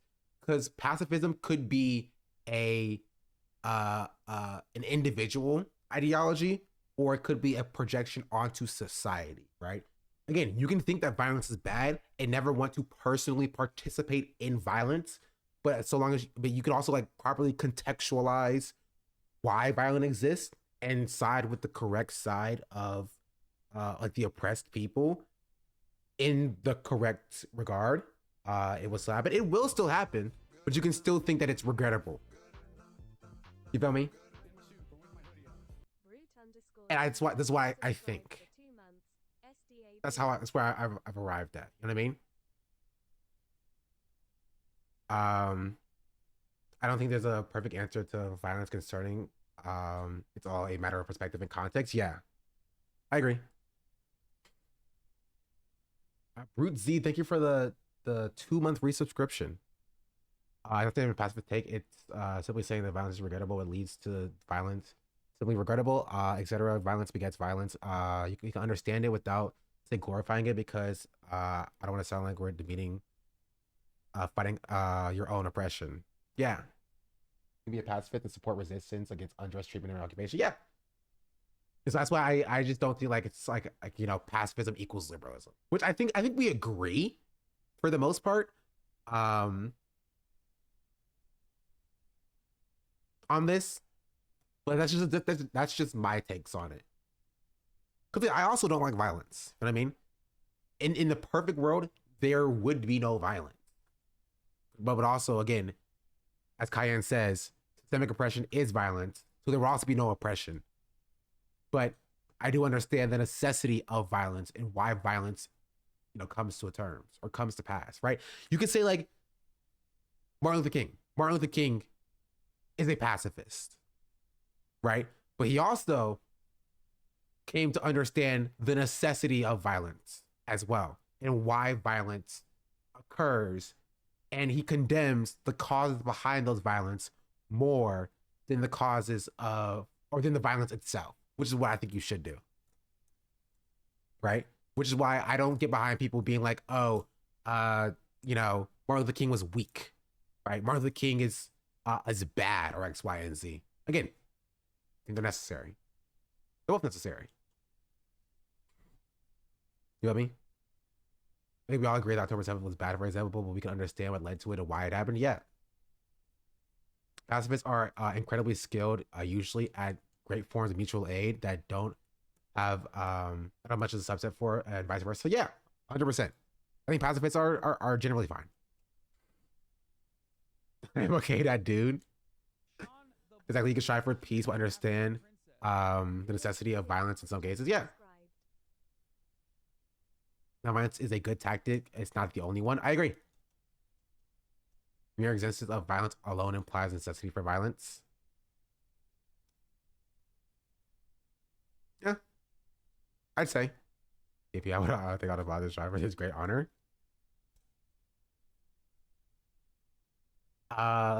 Malazy, thank you for the Prime subscription as well. No, I think this is a good topic of discussion. I think we're having a good conversation, specifically about violence, or generally about oppression and revolution and such. Yeah, I think it's a productive discussion. Papa Jupiter, thank you for the follow. Not every Gazan is doing resistance is fighting. Sometimes your fight is risking your life to heal people in need. Yeah. Was back in 2021. I received a lot of backlash and it was really upsetting, and I cringe at how quickly I like capitulated and took the posts down, and I was made to feel so dumb and uneducated. And to be honest, this at is the true. time, This happened to me on TikTok as well. When I was speaking about Palestine in 2021, as I was listening to Palestinians and what they were saying, and I too capitulated. I was bullied, taking the post down as well, because I felt like I didn't know enough. I felt like I probably found 1 or 2 posts from 2021, me uplifting Palestinian voices and such, but I was afraid to talk about it because I was like, am I being anti-Semitic? Is this bad? Right? And so that's what it does, right? That's what Zionists wanted it to do, by the way. They want to conflate anti-Semitism and anti-Zionism. So you, they think, or they try to claim you are anti-Semitic when you are just speaking out against the occupation itself. Which also does harm other Jews around the world, because like you're conflating all anti-Zionism with anti-Semitism and all anti-Semitism with anti-Zionism, which gives people or allows people to think they have a free pass with anti-Semitism so long as they say Israel, right? It's just like the boy who cried wolf metaphor. Yeah, basically. But yeah. I think I was, but since then I've had the time to really sit down and Trey, to follow, and Masora, thank you for the follow as well. Educate myself as much as a regular person can do. And I'm no historian, I'll be the first one to admit that, but for all the research I've done, the only conclusion I have ever been able to come to is free Palestine. What is happening to Palestinians? December 17th. That's not bad, honestly. Of course, I'm not saying this person only started talking about it on October 17th, but I will say that like saying this in December, but saying this in December is meaningful, chat. Very meaningful, especially for a YouTuber with like 200,000 subscribers. Is a gross injustice, and anyone with empathy and a brain can see this and stand against it. And I personally refuse to be on the wrong side of history. Despite what I'm about to talk about, I really, really encourage you to follow and keep updated with journalists and influencers that are on the ground in Gaza. We cannot stop talking about Palestine, we cannot forget, and we cannot give in until there is a ceasefire. I will link down below as many people that you can support, as many petitions and resources, and as much as I can. And I know we're going to talk about centering influencers, but like, if you're an influencer, this is not what I'm expecting. Like, honestly, this is good, right? And I don't expect good from content creators and influencers on the internet. Not at all. I expect passable. This is good. This is a good statement, and this is a good, in a moral position to take. Link down below. I will link down below. That all being said, let's jump into the Brittany Broski drama and why centering influencers in political and humanitarian discourse is dangerous. So if you don't know who Brittany Broski is, she is a TikToker who blew up, I think, just right before the pandemic hit. I've followed her since pretty early on in her success. I think maybe it was like the kombucha video that I ended up following her, and that was like pretty early on in her TikTok career. Oh, this was her? Oh, okay. No. Well, I personally find her to be incredibly intelligent and funny, and I really enjoy her videos. I don't know if I'm pronouncing her name wrong, but Sarah Shower, I think it's Shower or Shower. At the start of Brittany's, growth on TikTok, her and Sarah Shower decided to move to LA together, and they ended up starting a podcast. I mention this just because the way both of them have handled the situation have been very different. Sarah Shower has been very outspoken about Palestine and has made some really great videos about it. Okay, so I just need to say something. Free Palestine. Also, okay, 2 points. Free Palestine all the live long day. Here, like, I've been posting about it on my Instagram story for weeks. And on the other hand, Brittany was very reluctant to speak about it and even made an Instagram story, which we'll get to, that was in very poor taste. And Brittany Broski in specific has been open on her platform about supporting things kind of in this realm. She has a podcast called The Broski Report, in which one episode she was very outspoken about how people should be using their platforms to spread awareness about really important topics. Like if you have a platform, you should be using it. And I'll insert a clip of that podcast episode right here. If you can, why don't you? If Wait, you sorry, have- I was distracted. What is this in reference to, by the way? I missed the context of this. Spoken about how, in which one episode she was very outspoken about how people should be Probably using their BLM. platforms to spread awareness about really important topics. Like if you have a platform, you should be using it. And I'll insert a clip of that podcast episode right here. If you can, why don't you? If you have a platform and you have people's ear, you have their attention, how dare you not? How dare you not sing about things that matter? How dare you not show things that are hard to watch for some people and hard to embrace? Yeah, she dug her own hole with this one, chat. Again, we can have a conversation, which is what the video is about centering influencers and how much responsibility an influencer has about speaking about an important issue. But, yo, man, when you say, listen, I am an influencer, that's like me. That's like if I didn't speak about Palestine. You know what I mean? You would look at me some kind of way if I make my entire personality about talking about politics and then I don't say anything about Palestine. Like, I would expect you to look at me a certain way to be like, that's weird. That's weird. If you come out and say, I'm an influencer and I believe influencers like myself should have to speak about important issues that I care about, then yes. Yes, you're gonna, you, come on, bro. You dug your own hole with that one. She mostly said herself, I was like, when Try Guy's wife guy got caught cheating or whatever, it wouldn't matter if it was anyone else, but it was the wife guy. Exactly.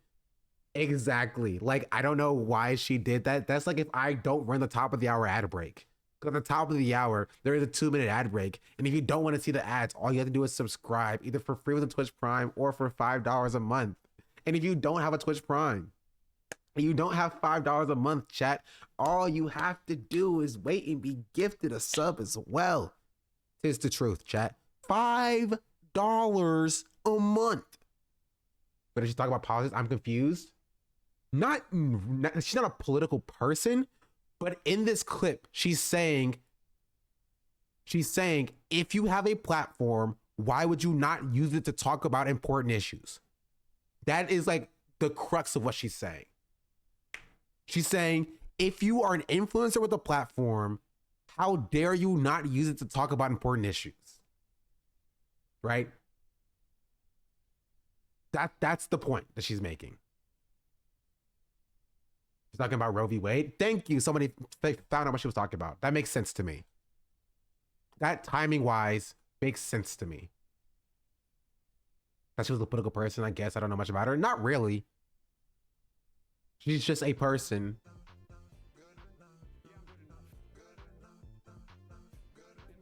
But again, we can have a conversation about how much or what responsibility a non-political person who's a content creator has to speak about moral issues. We can have that conversation.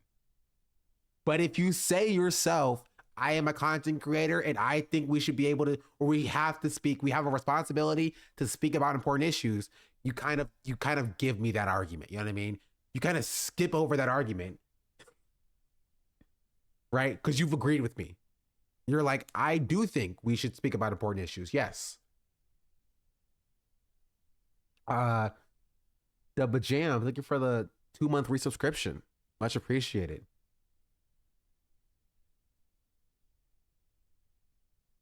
In the clip, she set the precedent for herself. She's supposed to live up to that about having integrity in your words. Yeah. Right here. If you can, why don't you?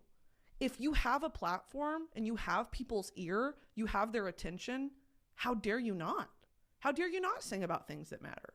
How dare you not show things that are hard to watch for some people and hard to embrace for more people?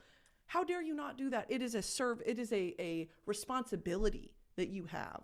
So she began getting called out by people being like, you know, you've literally said that people need to use their platforms to speak about this kind of stuff, but now you're staying silent when you have such a big platform and this is such an important issue. And I think she was probably feeling a lot of pressure to speak out about this topic.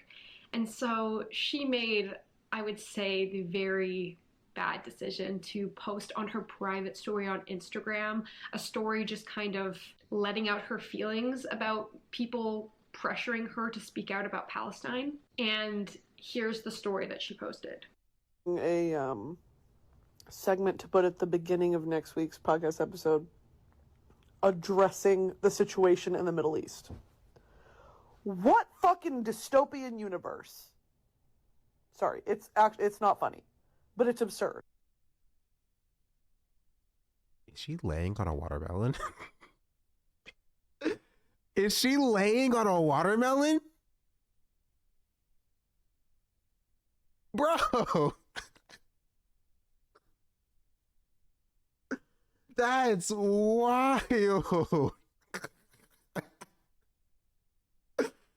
Oh, that's so funny. I'm sorry. It's not funny, but it is kind of funny. She probably doesn't know. She probably didn't think of it, but man, it's beautiful. That's beautiful. That's so ironic.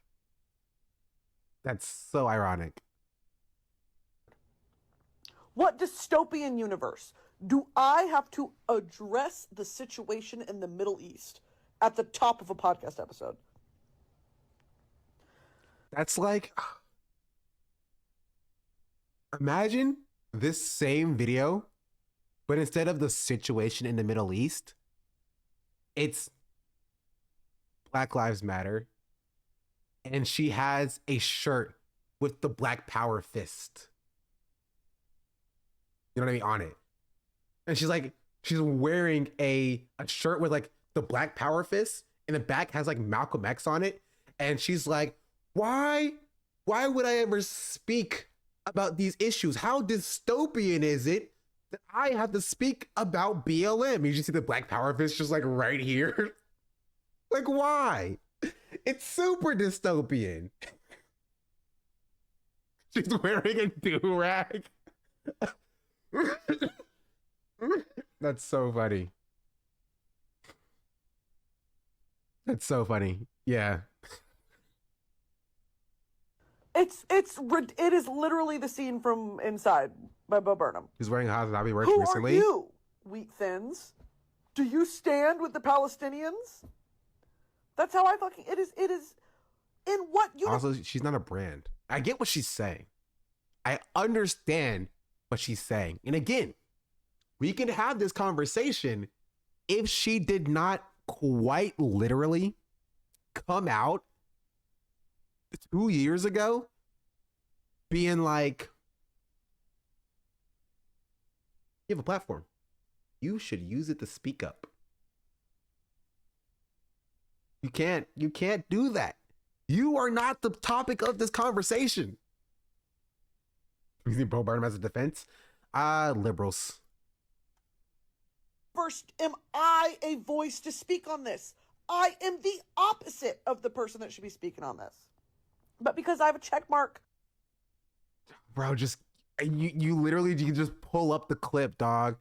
You literally just go back to this exact clip. I am the opposite of the person who should be speaking about this. If you have a platform, how dare you not speak about this? I am the opposite of the person that should be speaking on this. If you have a platform and you have people's ear, you have their attention, how dare you not? How dare you not? How dare you not? Why would she do this to herself, bro? Why would she do this to her? Okay, again, I want to context this by saying this was months ago. This was months ago. But, oh, how could you dig yourself such a deep hole? Do you forget the words that you said? She forgot. She forgot. Oh, no. Curb your enthusiasm in his place.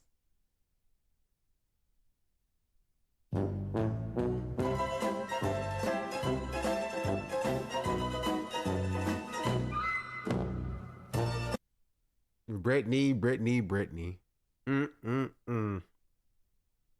The Middle East at the top of a podcast episode. It is literally the scene from Inside by Bo Burnham. Who are you, wheat thins? Do you stand with the Palestinians? That's how I fucking... It is... In what universe am I a voice to speak on this? I am the opposite of the person that should be speaking on this. But because I cannot take her seriously when she has the watermelon sitting behind her. I'm sorry. I just can't take her seriously. And I have over 1 million. Immediately I'm qualified. It is Also, I have no idea how people can just lay down in their bed without any head covering on, dog. I can't have my hair touch my pillows and stuff. I need a bonnet. I need a do-rag. I need satin pillowcases or something. I can't. I'm conflicted a little bit because I do think we have a social duty to speak out about these things or point people in the right direction. And Brit the dude, true. But also at the same time, I have experienced the backlash. I have experienced the pain and hurt of people attacking you online for saying one thing or another, or being too neutral, or being not neutral enough, or this or that, you know what I mean? And I think right now this is such a polarizing topic. Like, people are on one side or the other, and no matter what you say, you're gonna get visceral reactions from either side. And I think it can even be dangerous for people to speak out, because there are people who go to extreme lengths to silence others. And I think this can be a very, very scary topic to talk about, but I think it's important that we do. As an influencer, as a creator, especially someone at her size, you get a lot. How was it? Oh, okay. That's a lot of food. Hang out.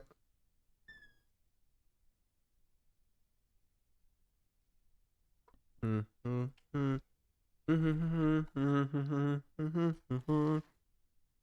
mother brought me hibachi. A lot of hate. This is something that you can easily be called out for being uneducated on. This is like real steak. Like real steak, chat.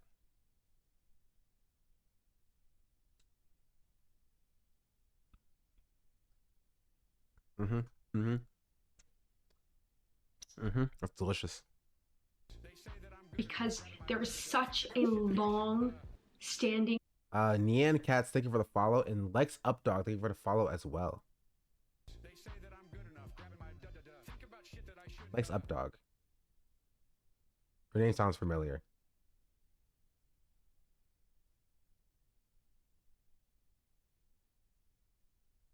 Ethan is online.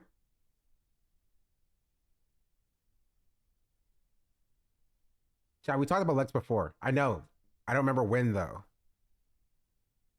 Lex is cool.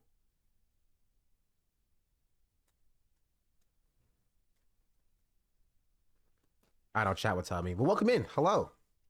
Hello. I have a bocce. Sorry. Okay, back to this. History, I think until you actually sit down and you do that research and you really look into everything on the grand scale, it is hard to understand. But I think at the end of the day, it's not hard to understand that what's happening in Gaza is atrocious. You know what I'm saying? Like, it's not hard to stand against that. So like, I understand her frustration.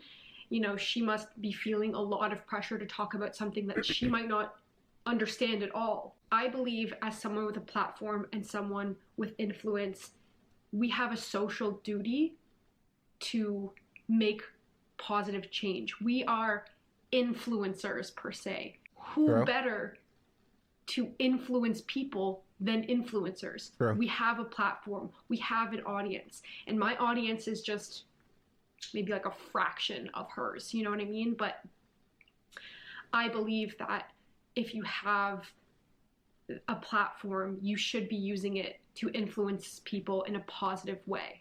Like, it is so easy to just amplify the voices of other people, you know? You can amplify the voices of Palestinian people. You can do research. You can post a link to a donation or a petition or somewhere where people can educate themselves. Like, I'm really not looking like Jenna Ortega. Jenna Ortega did it, dog. I'm sorry. If you are smaller than Jenna Ortega, you, in my opinion, don't really have any ground to stand on.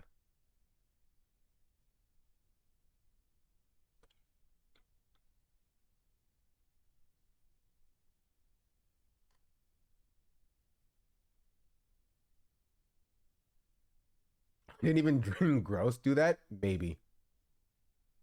What do you mean? There is no J. Cole conversation. He did not make a diss track. There was no transphobic lines in the diss tracks. He has not released a project yet. I'm waiting for his next project. I'm sure his next project might release later. Would be fantastic. But I don't know what y'all are talking about. Like, oh, he dropped the project. Oh, he responded. What are we talking about? What do you mean? Never happened. What about the president you said for yourself to be consistent to your word? This is bro's Kanye's moment. Oh, whoa. All right, on the real, no, it's not. Not even close. Kanye's a Nazi, right? J. Cole may be a little transphobic, right? Maybe a lot transphobic. He's not a Nazi though. Let's tailor. Let's pull that back a little bit. You know what I mean? Let's pull that back a little bit. But obviously, in the parallel universe where he actually released something, right? He didn't release anything yet, though. You know what I mean? So it's no problem. Doesn't matter. He has not released anything yet. Anyway. Tana Mojo. Bro, it sucks, dog. All we have is the baby and J. Cole. The baby and J. Cole, and they both are not great, dog. Why would they why do you have to say anything? Why did he have to respond at all? My life. His work as well. My life is all I have. My rhymes, my pen, my pad. And I done made it out the struggle, don't judge me. Don't ask me why I started singing Drake. Anyway. Juice. Thank you for the 2-month free subscription. Much appreciated. Much appreciated. Hello, welcome in. We're talking about Brittany Broski, baby, and influencers. There's nothing that I heard in this video that I disagree with. Yet. Video's pretty good. I'm trying to cut this freaking piece of steak with my finger. My finger. My fork. My knife. Like, educate me on Palestine, or to even give me her like nuanced opinion on the situation. What I'm more looking for is for these to like educate me on Palestine, or to or somewhere where people can educate themselves. Like, I'm really not looking for Tana Mojo to like educate me on Palestine, or to even give me her like nuanced opinion on the situation. What I'm more looking for is for these influencers to direct us to something that matters, to amplify a Palestinian person's voice. I don't know if I'm going to pronounce these wrong, but Basan and Plastia, and there's people that you can share and amplify and let people do their own research and view with their own eyes what's going on. New, or is this all from December? This is all from December. All of this started because somebody said something about Brittany Broski, which is kind of funny. One of the people who was very outspoken after this story post kind of went public was a Palestinian influencer named Maya. And she made a video about it, and then Brittany ended up replying to that video, which this is something I hate when influencers do, and I actually like Brittany Broski, so this is very hard for me. But influencers, whenever they're like apologizing for something or responding to them being canceled or backlash or whatever, they always post about it on their like least followed account. And this is true. This is true. And it's so stupid. They will always reply on their like second alt account or whatever. And it's so dumb. So that nobody sees it. Why do they do that? So nobody sees it. Because if they reply on their main account, all her million followers are going to know that she did something bad. And people are mad at her for it. And maybe they'll go watch the original video. And maybe they'll even agree with it. So they address the criticism on their smallest account. Right?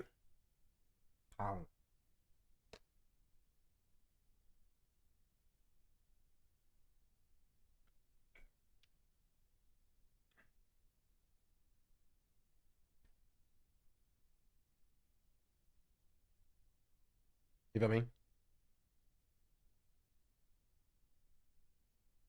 And that's it. I get that that's the account that she kind of posts more casual stuff, and then her main account is where she posts more like main stuff, if you know what I'm saying. But she did post a response to Maya's video, so I'll play that video here. Just when I thought white creators couldn't be more out of touch, Brittany Broski. I wanted Book Ride, thank you for the follow. to give a full, robust, well thought out, thoughtful response on my podcast, because that's my biggest platform and I was going to utilize my biggest platform.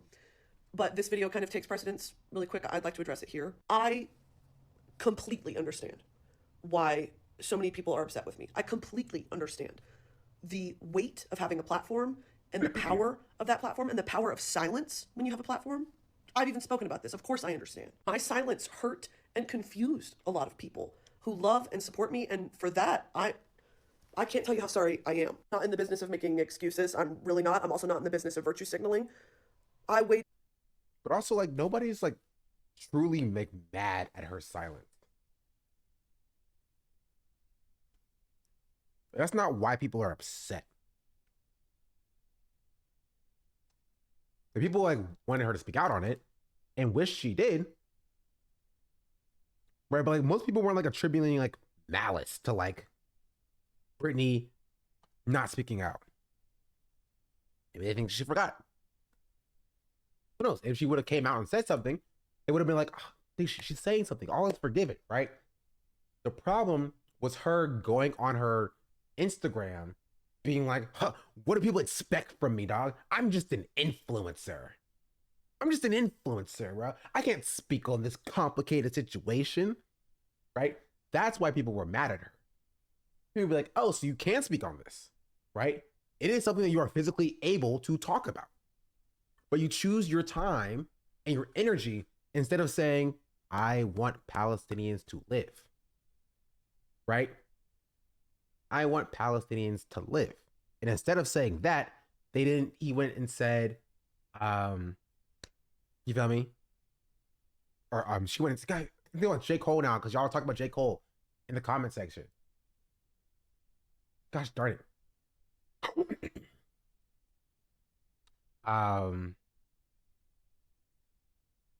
But yeah. Anyway, let's continue. Did too long to talk about Palestine. I will admit that. And it's for X, Y, and Z reason. No one fucking cares. But the important thing is to talk about it now. Of course I support the liberation of Palestinian people. Of course I do. These people have no access to food, water, medicine. It is a living hell. We are actively living through a historic humanitarian crisis. But in my mind, I was like, people don't need me to tell them that. In this video she's referencing, which is a screen. I think she's lying. Did you hear diss track? There was no diss track. Anyway, I think she's lying. I think she's lying. When she's like, that's what I think.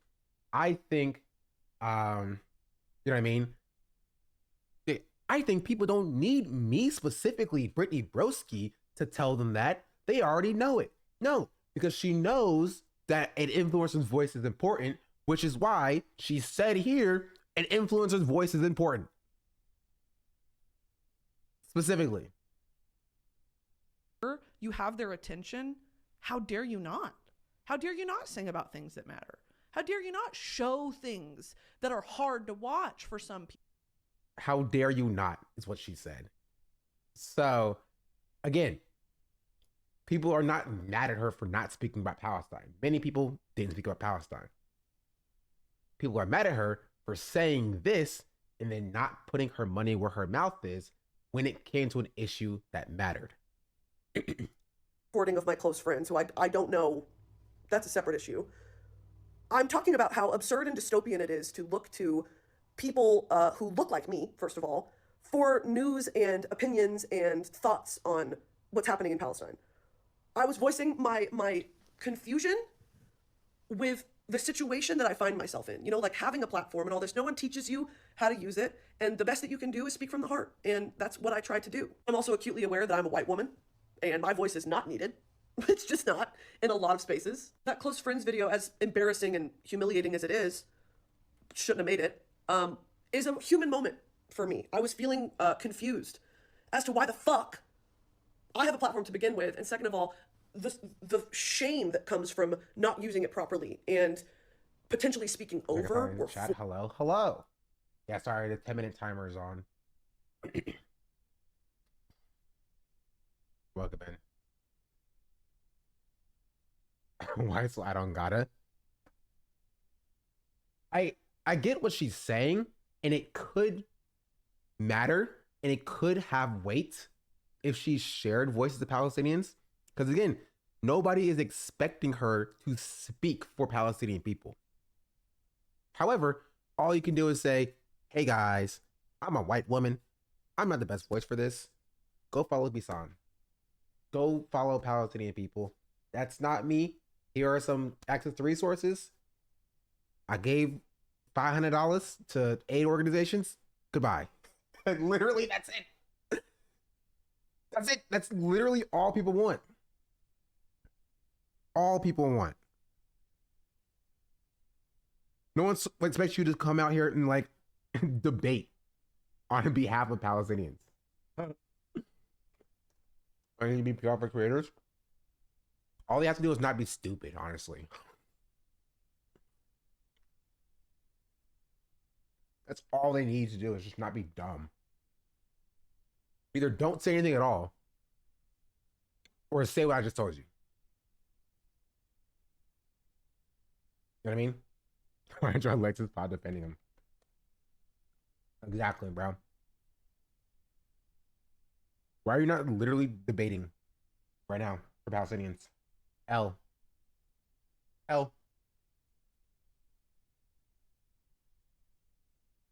Yes, I have to speak for them. You just have to push their message, yeah. And donate people or direct people to resources. I know it can be done, because Jacksepticeye, I did it. Did it months ago too. Literally, list of dead kids.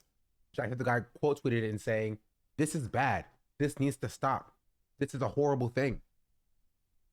Here are some resources. That's all you need to do. And now we think about creators, right, who did well. We think about creators who are moral. We think about Jacksepticeye. And yes, I believe he's a good person. I believe he's a moral person. But honestly, he didn't do a lot. He didn't do much. You too could be a good person if you just did what he did. Like, the bar is not super high. You can clear it. I promise. I promise you can clear it. But people are so worried about their brand image, right? They're so worried about how it would come across that they stop to step back and care about, oh, what about how would this make me look? You know what I mean? How would this come across to me or to my viewers or whatever? More people spreading misinformation, making an already awful situation worse. There's a fear there, and no one gives a fuck about my fear, obviously, and I'm not centering myself. All of that to say, I know we have been experiencing a collective sense of helplessness, of hopelessness, and to that, I would say, as Americans, we live in an albeit flawed, a democracy. We live in a democracy where we have direct... She's not going to say vote. No shot. No shot. No shot. No shot. No, she's not. No, she's not. No, she's not. No, she's not. No, she's not. No, she's not. No, she's not. She's not going to say vote. She's not going to end this off by saying, go to the polls, chat. If she does, I'm so done. I will end stream right now. Access to the phone numbers and emails and ears of our elected officials. Okay. I urge you, if you have not already, to contact your elected officials. Okay. I've been berating them. That's better. That's better. That's better. Okay. I'm happy about that. I'm happy about that. That's fine. She did not say wait until November to go vote. She said call your representatives. Okay. We are safe. If you feel misrepresented, if you feel underrepresented in foreign affairs, I think that is truly one of the only ways. She couldn't even say, like, call for a ceasefire, right? Tell them to stop sending aid. Tell them to or lethal aid, weapons. Tell them to send more aid. Like, if you feel unrepresented, that's the biggest cop out that they always do, right? This is something that Mudahar did, chat. Remember?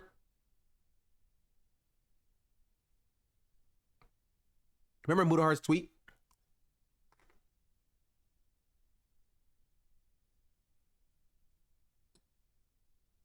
Okay, I should. Thank you. Anyway, remember what Mudahar tweeted? Let me see if I find it.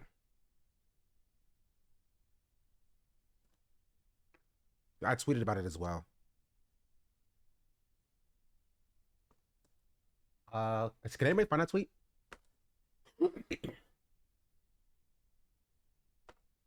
that I'm good enough, grabbing my think about shit that I shouldn't Profile. And then I scroll. Keep scrolling.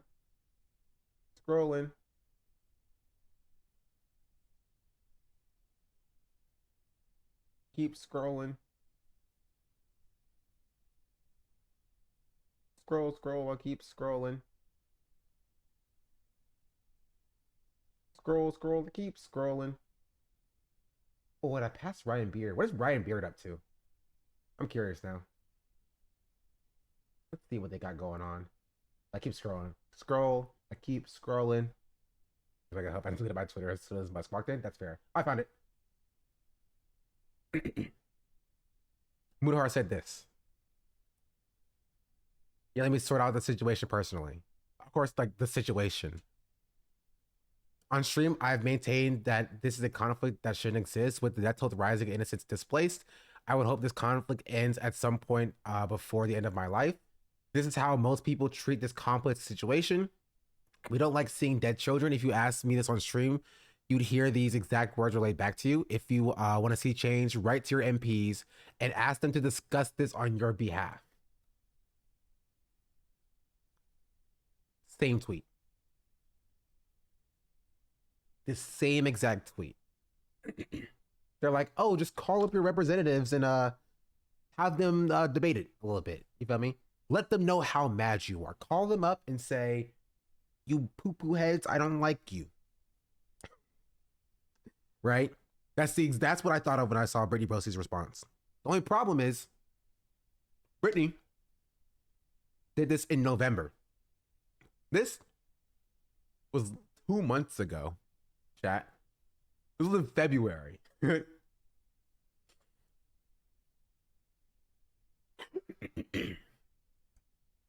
So,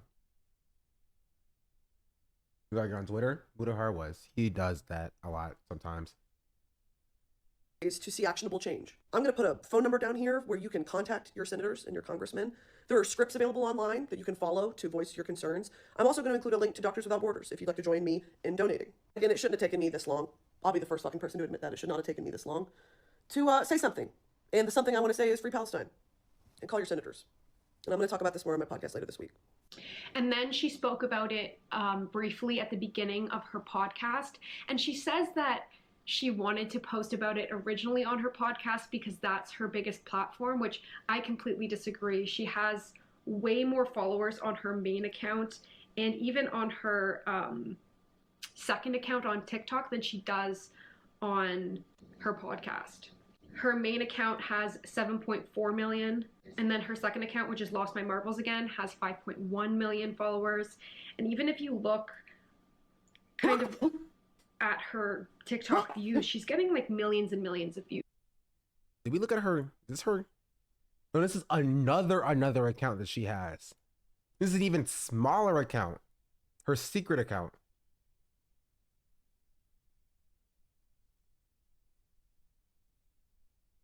Just when I thought. Where she first responded. And support. Yeah, okay. We live. This is the response that we just saw. Wait, no, actually, this can't be her. This can't be her, right? That can't be her response. It has like 20 views. Oh, she's wearing Hassan's merch. I have been gone, but I have returned. Here, where Just like 10 on accounts, I don't know. her podcast where she speaks about Palestine at the beginning, it's one of her lower viewed videos out of like her most recent podcast episodes. It's one of her lower viewed videos. I would say that she could have spoken up sooner, and if she did, it should have been on one of her main accounts. It should have been on one of her TikTok accounts, which she ended up doing with this response video. But I think her original course of action, which was to only post on her podcast at the beginning to make a little comment about the Middle East, which she seemed very not interested in doing, I think that was what people were really angry about.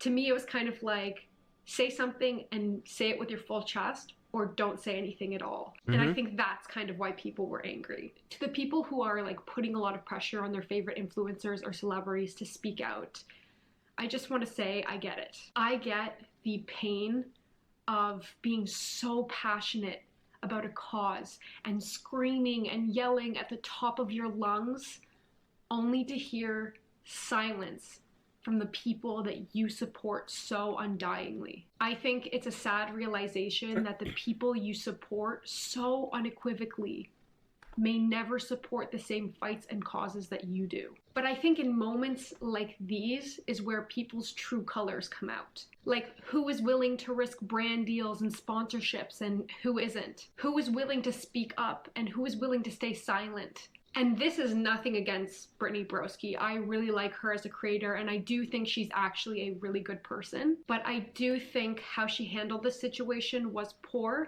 and I do think that story post was in poor taste. And again, I get it. agree. We all want to feel like the people that we support online, the people that we buy their merch and we watch their videos and we support them so undyingly. You know what I mean? We defend them when things happen and this and that, you know what I mean? We want to believe that these people would also do the same for us when it comes down to it. You know what I mean? I've been so upset before when it would come to Black Lives Matter or gay rights, and these people that I supported so unequivocally online, like I was buying their merch, I was supporting them, I was watching all their videos, I was like a little fangirl for them. And when they were just silent about the things that I care about, the things that everyone should care about, it's upsetting. Like it's hurtful, and it makes you realize that what if they don't support the things that I support? What if this is a person that I wouldn't even want to be friends with and I'm supporting them? True. I want to let her finish her point, actually. So hardcore online. And that's when you kind of have to take a step back and realize that some of these people don't believe the same things you believe. And that's okay, but I understand the frustration of wanting to know. Because if I'm going to be supporting someone, I want to know that they would give a shit about my rights. I would want to know that they give a shit about people of color, or about Palestinians, or about humanity. I want to know that the people that I support are good, decent people with a heart, with empathy, with a brain. But at the same time, I think that centering influencers in our fight for justice is a little misguided. And it's not always the best course of action. Instead of centering these influencers in this discourse, I think it's incredibly important to, you know, take note of it and not support these people if you feel as though they wouldn't be supporting you back. But there was a TikToker where I saw her video and the point she was making really like resonated with me, and I wanted to show you guys. So here it is. I feel like something really interesting is happening on TikTok in regards to what's going on in Palestine. And I feel like it's something that y'all do time and time again and are upset by. I feel like people are starting to center influencers rather than center the suffering Palestinians. You know what I mean? Like, I feel like this week I've seen like mad videos and it's becoming almost like tea. Like, it's becoming like drama, like, oh, she didn't say, oh, she didn't say, oh, she didn't say. I agree.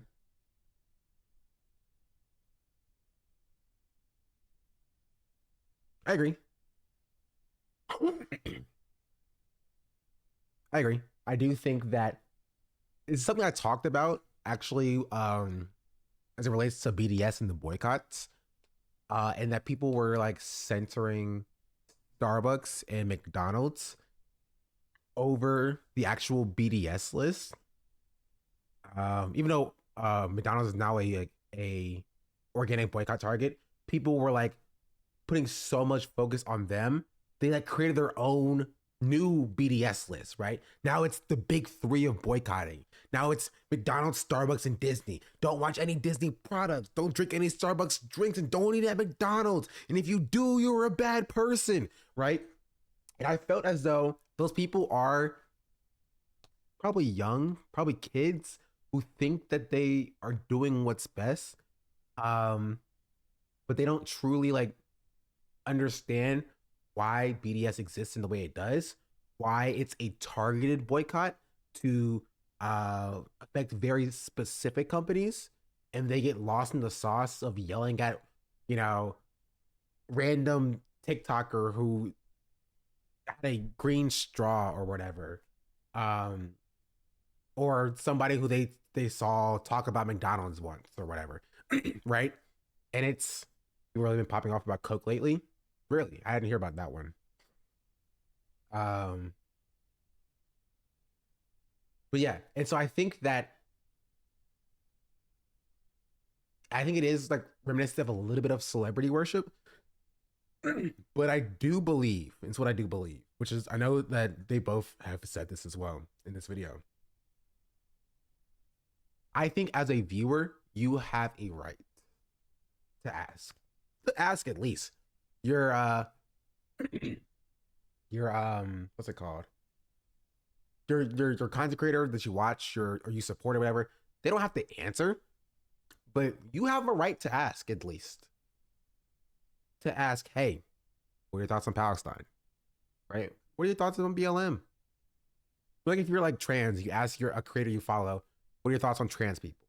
I think as a trans person, you have a right to know if the person you follow is transphobic. Right? As a black person, I kind of want to know if the person that I follow and support is a racist. And it's my right to ask, get my answer, and move on if I so choose. Or get my answer and choose to stay if I so choose. And I think every single viewer has that right. Every single viewer has the right to know who they are supporting. You know what I mean? But I do understand that people care too much about what their favorite influencers are saying because it allows them to still engage with content, right? They care so much about what their favorite YouTubers are saying, or their favorite Twitch streamers are saying, or favorite TikTokers are saying, because it allows them to care about Palestine, but just consume content as a way to justify their caring. You know what I mean? They get to watch TikTok a lot. They have to reach out and comment on their favorite TikTokers' posts. But it also goes back to like cancel culture, if you will. What happened with Joe Cat, right?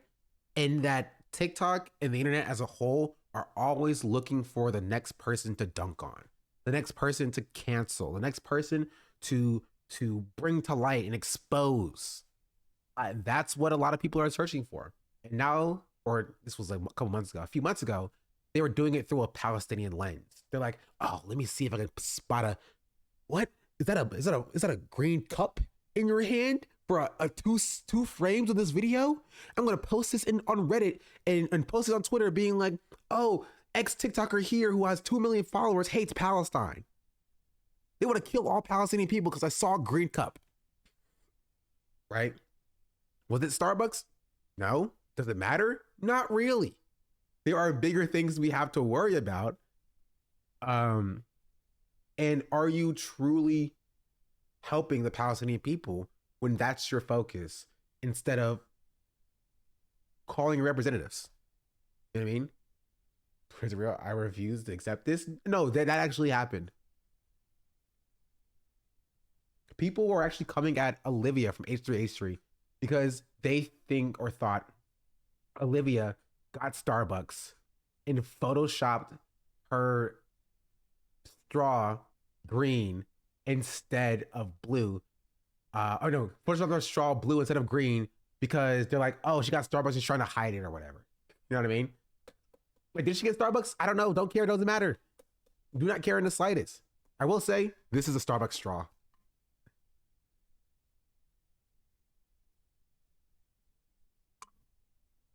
Because it was in my pantry.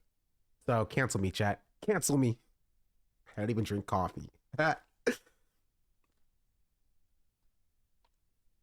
think I had a Starbucks probably. I can count the amount of times I went to Starbucks on one hand or two hands. Like 10 times in my life.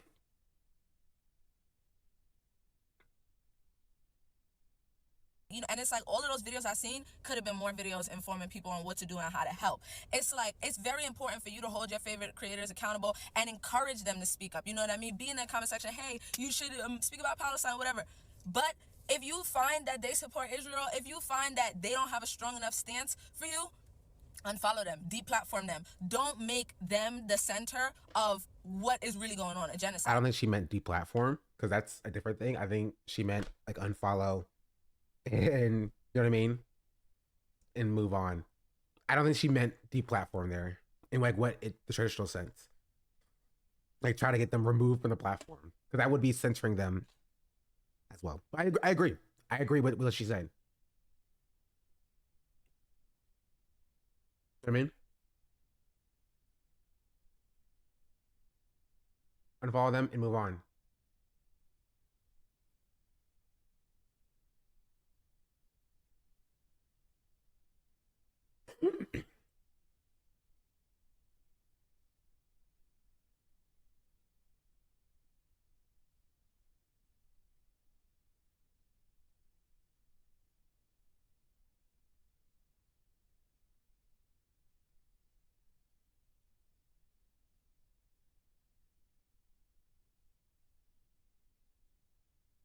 Yeah, but it's uplift Palestinian voices. Yeah, and I understand it. I get why they're like, I'm mad my favorite creator wasn't speaking or whatever.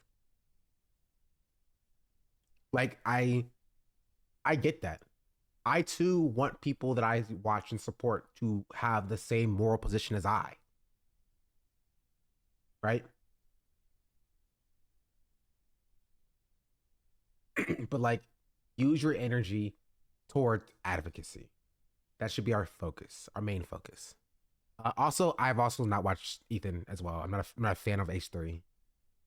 You are in great company here, by the way, if you are not the biggest fans of Ethan. We are not the Ethan stan community here. We have some people who like Ethan, but like we're not like, you know. You know what I mean? And I really don't want this to turn into what I feel like it's turning into. A lot of influencers is using this as like PR stuff. You're welcome. Oh, man. December was a wild time, chat. December was a wild time.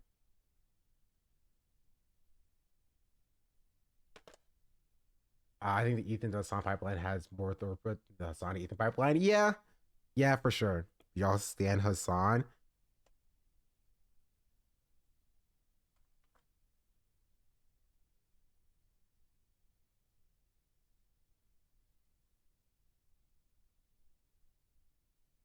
Interesting, chatter. 9/2022.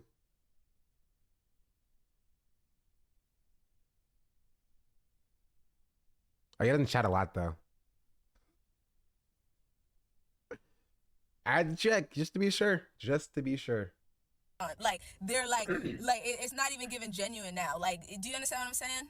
And that really resonated with me because I feel as though that is why a lot of this was making me uncomfortable. Like the backlash was so visceral and so aggressive towards Brittany Broski.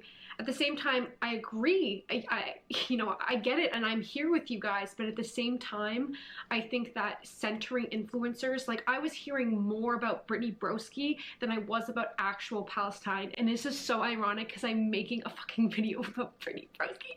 But I guess I don't know if that's the case.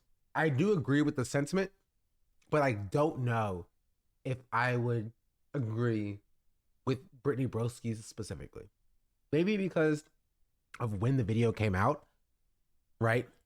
At the time, for like maybe a week, Brittany Broski may have trended more than Palestine, right? But then a week later, 2 weeks later, nobody was talking about her again. It's back to Palestine. So I do agree that this is something that does happen. This like, oh, I'm going to hold X influencer accountable because they drunk Starbucks or they didn't say anything about Palestine or whatever. That does happen. I do believe as though, I do believe that people do care about Palestine, at least for more often than not. You know, those videos get pushed out more because they're like tea videos. Oh, the irony is just killing me because this stinking video, I'm talking about Brittany Broski, but I made a little disclaimer at the beginning, so hopefully you guys can understand me on this one. No, I'm still mad, Gur. I'm still mad. Disclaimer or not, I'm still mad.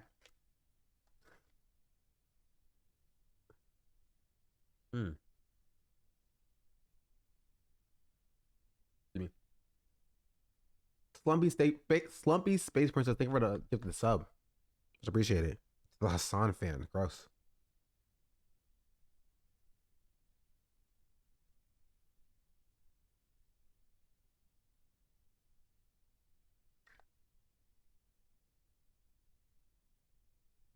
Kill the stand inside of you.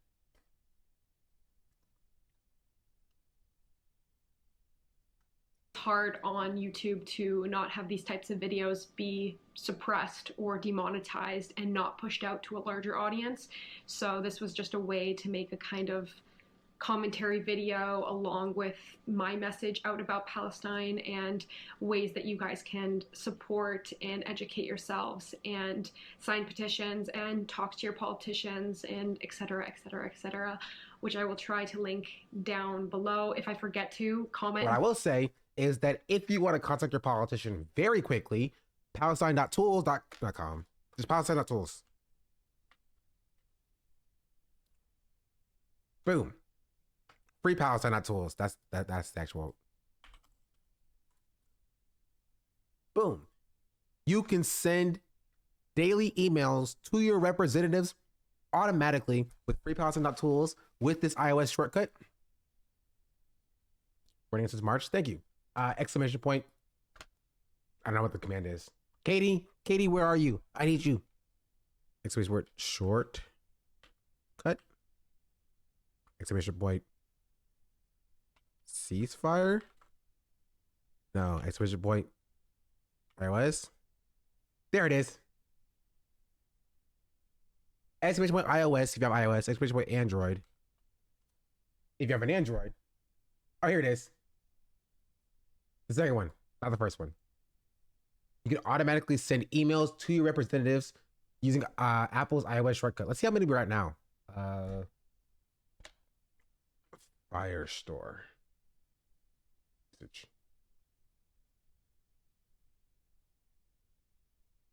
We are at 1,000 emails sent today so far. In the last 30 days, we are at 24. Was that what? Sorry, 1,000. 1 million. We're almost at 25 million in the last 30 days. Emails sent.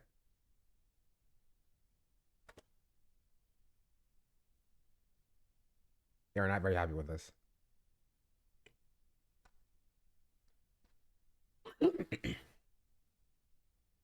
Means every day at 11:11 over for over a month.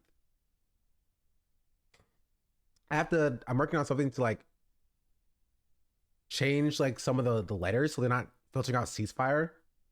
It's like ceasefire with like a exclamation point instead of an I and an at instead of an A to get past like the filters that they probably have set up. Hit 1 billion. We're probably not there yet. Probably like 100 million or so, because we've only started tracking on March 27th on this database. We've been tracking for longer, and so I have to do some math to figure out how many there are. But look, every time you see updated is another email sent.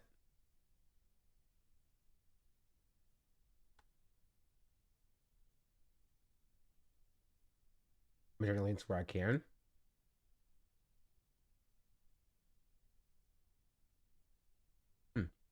Maybe I'll send it in the Hassan's chat so like the community can have it as well.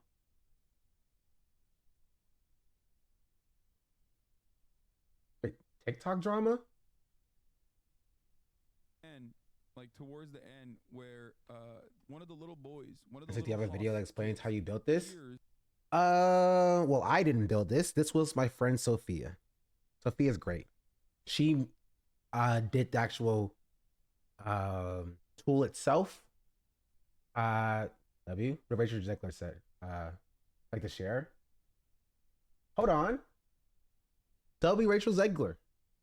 Stop the occupation of Palestine. Yo.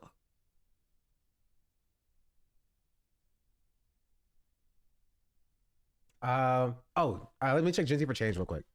Gen Z for change. Let me check our TikTok. It's probably on our TikTok. This is our Twitter, not our TikTok.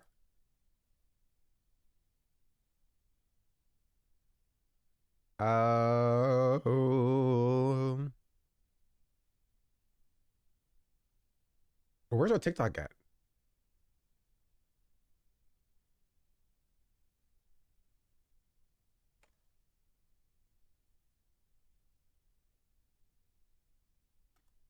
Thank you. It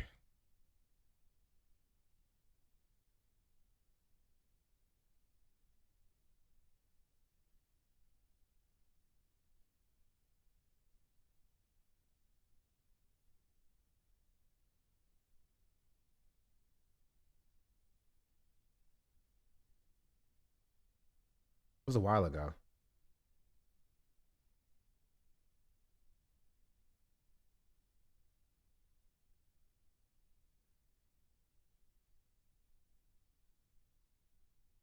I'm looking. You will not see me on this page, by the way, chat. 'Cause I do not like making TikTok videos.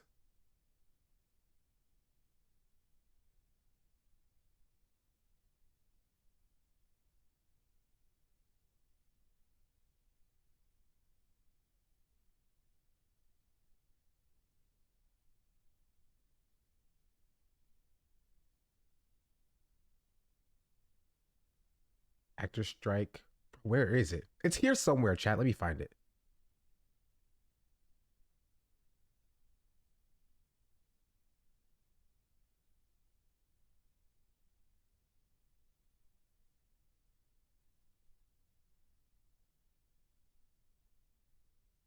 Top city. Oh, wait, this is me. Gross. I thought I wasn't on here.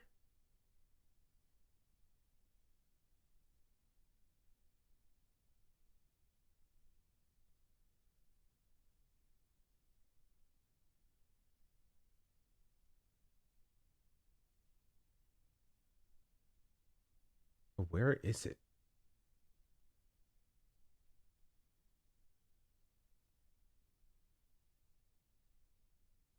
As you can tell, I don't watch the page.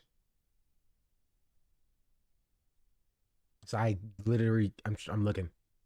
Chat, I am looking. I know we made a video on it. I'm gonna get straight to the point with Taylor Swift. That's not what I wanted to see.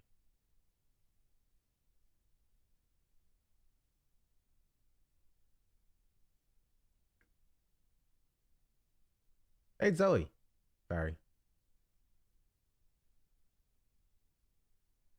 I'll find it. Please do.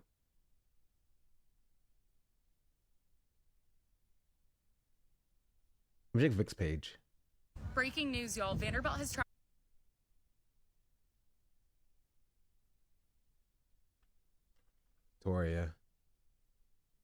Victoria Hammett. What video of it? About the email cloud tool? Yeah. About the tool. Email tool. What if every time you open Instagram, your Here. representative? Here. This is it. What if every time you open Instagram, your representative was sent a bunch of emails demanding a ceasefire? Wednesday for Change has created the super easy tool that automates emails to your representative. And because it's an iPhone shortcut, you can set it to automatically send emails every time you open a specific app. So if you're addicted to TikTok, every time you open TikTok, your representatives will get emails. If you're thrifting girly, set it for Depop. If you have a shitty boyfriend, set it for Find My Friend. If you're a millennial, set it for Face. Demanding a ceasefire from y'all's representatives is so important. I can't emphasize that I'm trying enough. to do And it the is so email easy. tool We've and show already them sent step 2. 16,000 emails. Let's get to 50 tomorrow. The link is in my bio. What if every time you open it? Okay, I wish you could Yes, I 100% can. I'm going to try to do it this time without accidentally doxing my mom. So first you're going to open up shortcuts, click the middle tab that says automation. It looks like a... What if every... Oops. Yes, I 100% which do you have, iOS or Android? can. I'm going to try to do it this time without accidentally You know, doxing that my mom. TikTok, I'll put it in the chat in a second. So first you're going to open up shortcuts, click the middle tab that says automation. Android? It looks like a clock. What's step 2? I'm sorry, the Android instructions kind of suck. I wrote them myself because I did the Android version. And I'm bad at doing stuff. Configure automation. Okay, so you've downloaded the shortcut, right? After you've downloaded the shortcut and you've downloaded Automate on Gmail, in order to find the step 2 screen, click on the automation. So you should be on the... Still have it.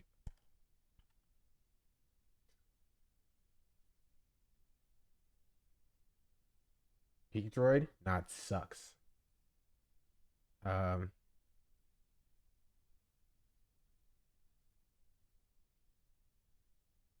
Wait, GDF or GFD music is not a sub. Where's the automation? It links here. So, I just ran automation.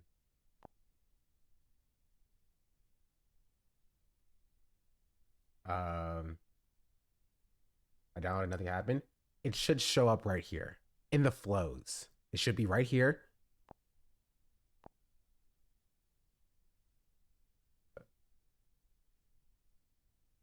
I think I broke it. Hello? Hello? Stop running. I beg of you.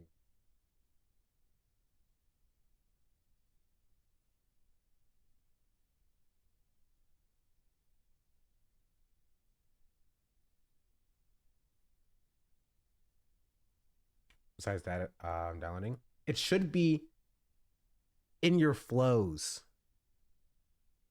I'm trying to download BlueStacks. I don't have an Android to show you.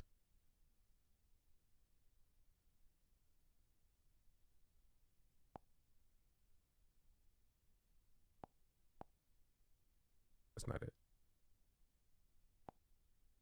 Here. Right? So this should be what you see. Well, probably closer to like this. This. Do you see this? This is just the home page as soon as you open the app. Right? You should open the app and you should see this screen. I don't see the Automate icon at all. Did you download Automate?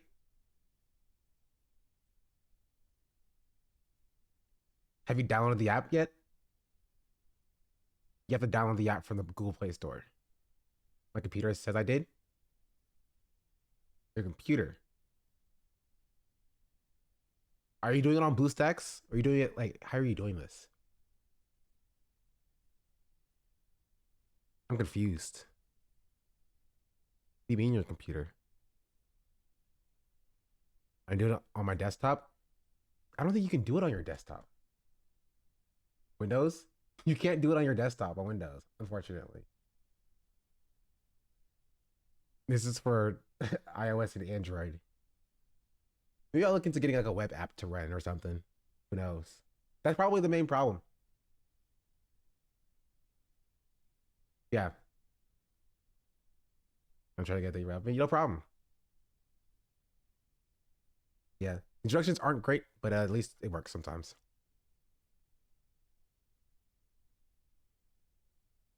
Cool. I want desktop too. Yeah, it's mostly for phone. So it runs every day automatically without you having to do anything. Huh. Let's do desktop. How would it work? It'd have to be a program you download. I don't want something running on people's computers all day, every day for no reason. Maybe what are the prerequisites for helping? It said Android. I thought it was S. So maybe a Chrome extension? Yeah. Chrome extension could work. I think me and Sophia were looking at it as well. Sophia's gonna be on break soon.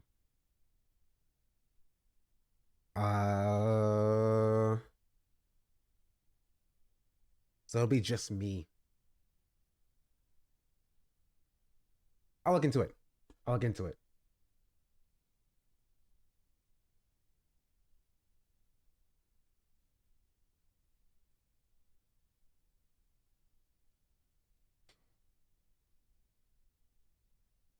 Yep.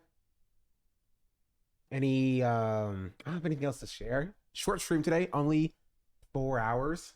Here's your tutorial.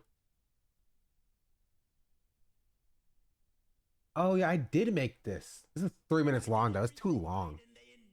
Maybe I'll do it again in like a TikTok format.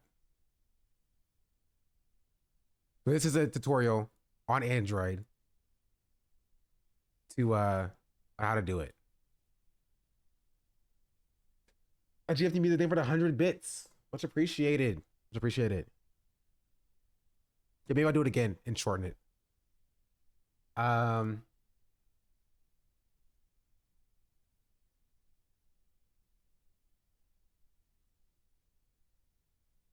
But yeah, nice and streamy. It was very dense. Now I got to pee. I got to pee pretty hard.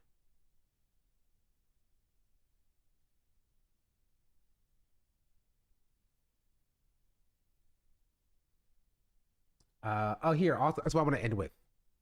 My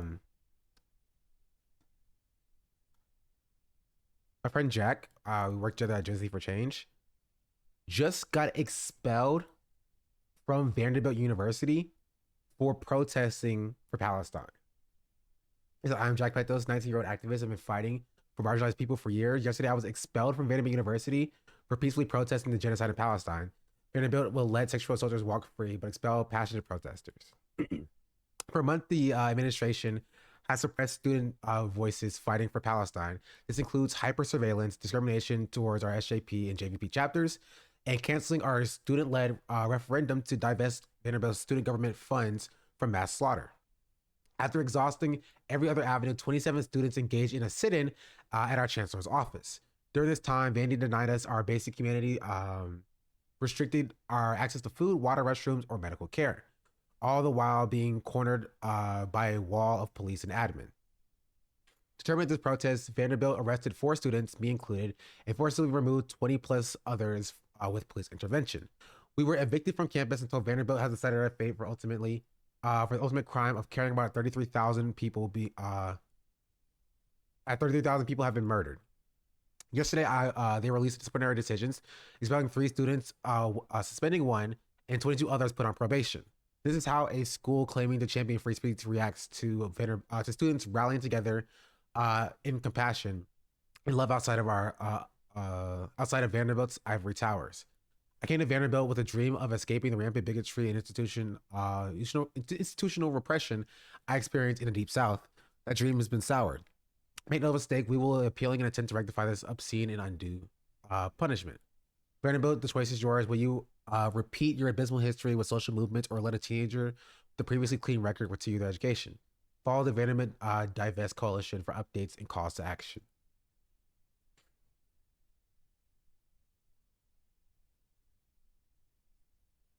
How's not illegal? I don't know, dog. They can suspend you for whatever reason they choose. Also, they lie. I'll let Jack tell a story. Because he didn't do it here, so I'm not gonna tell it for him. But they lied. They'll just lie. Yeah. Jack is sick. He's a sick activist. He's really grown. Jack has been fighting for change since he was like 16, 17 years old. He's worked at Jersey for Change for like 2 years. He's like really come into his own as an activist. I will link the thread as well.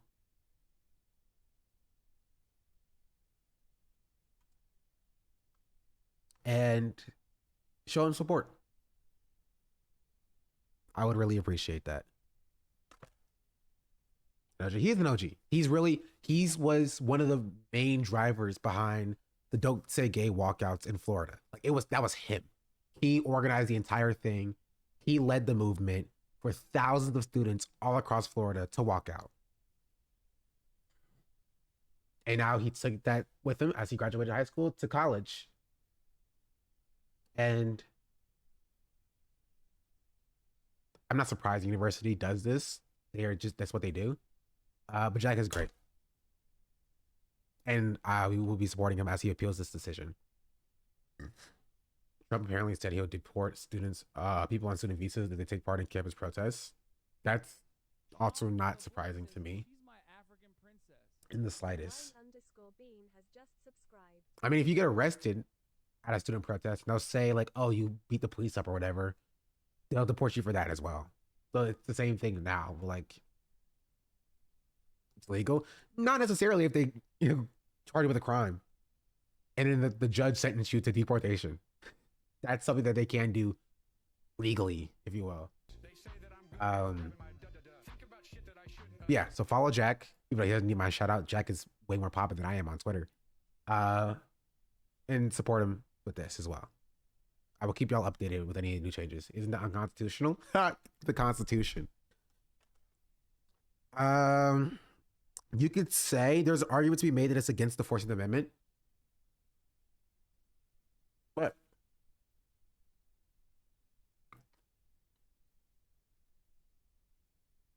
They do what they want. Benign Bean, thank you for the follow. I mean, for the subscription. And Junior Juniper, thank you for the follow as well. Jeez Louise.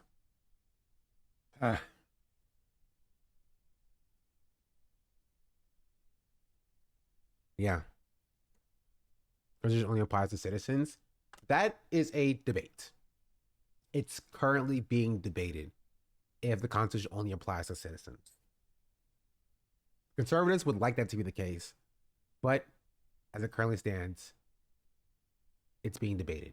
I have to use the bathroom, so I will be ending stream.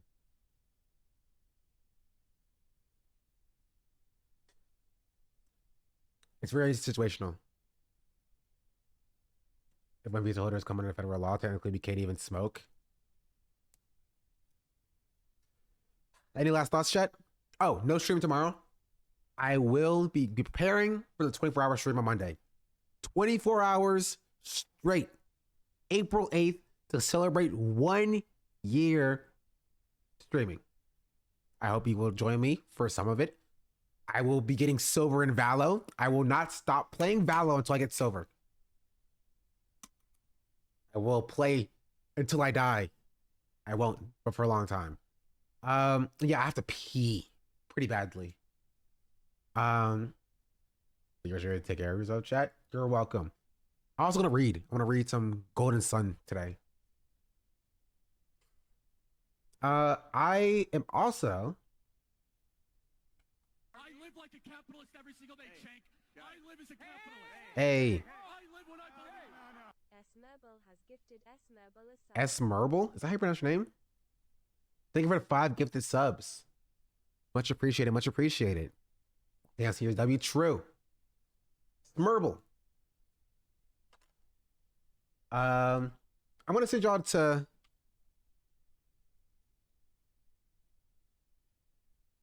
did I read Path yesterday? I don't remember. I was saying a Path. Path hit partner like 2 days ago. So congrats to them. They did. Oh. I don't know, dog. I have no brain in my I'm dumb sometimes. I don't remember things. Well, Path gets double raid today. Thank you for joining me. Wait, actually, sorry, Path.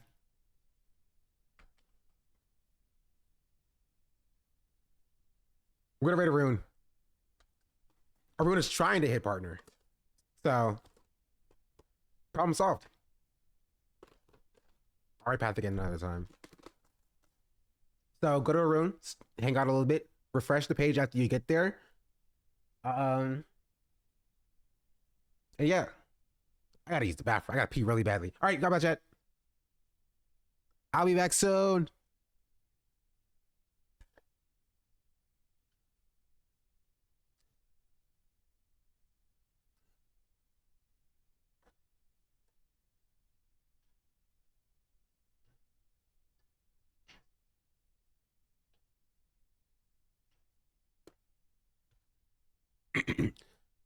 Ooh. Those pipes, chat. Y'all can't sing like this. Y'all wish y'all could sing like this. Ooh. All right, goodbye. Get out of here. Come back on Monday though.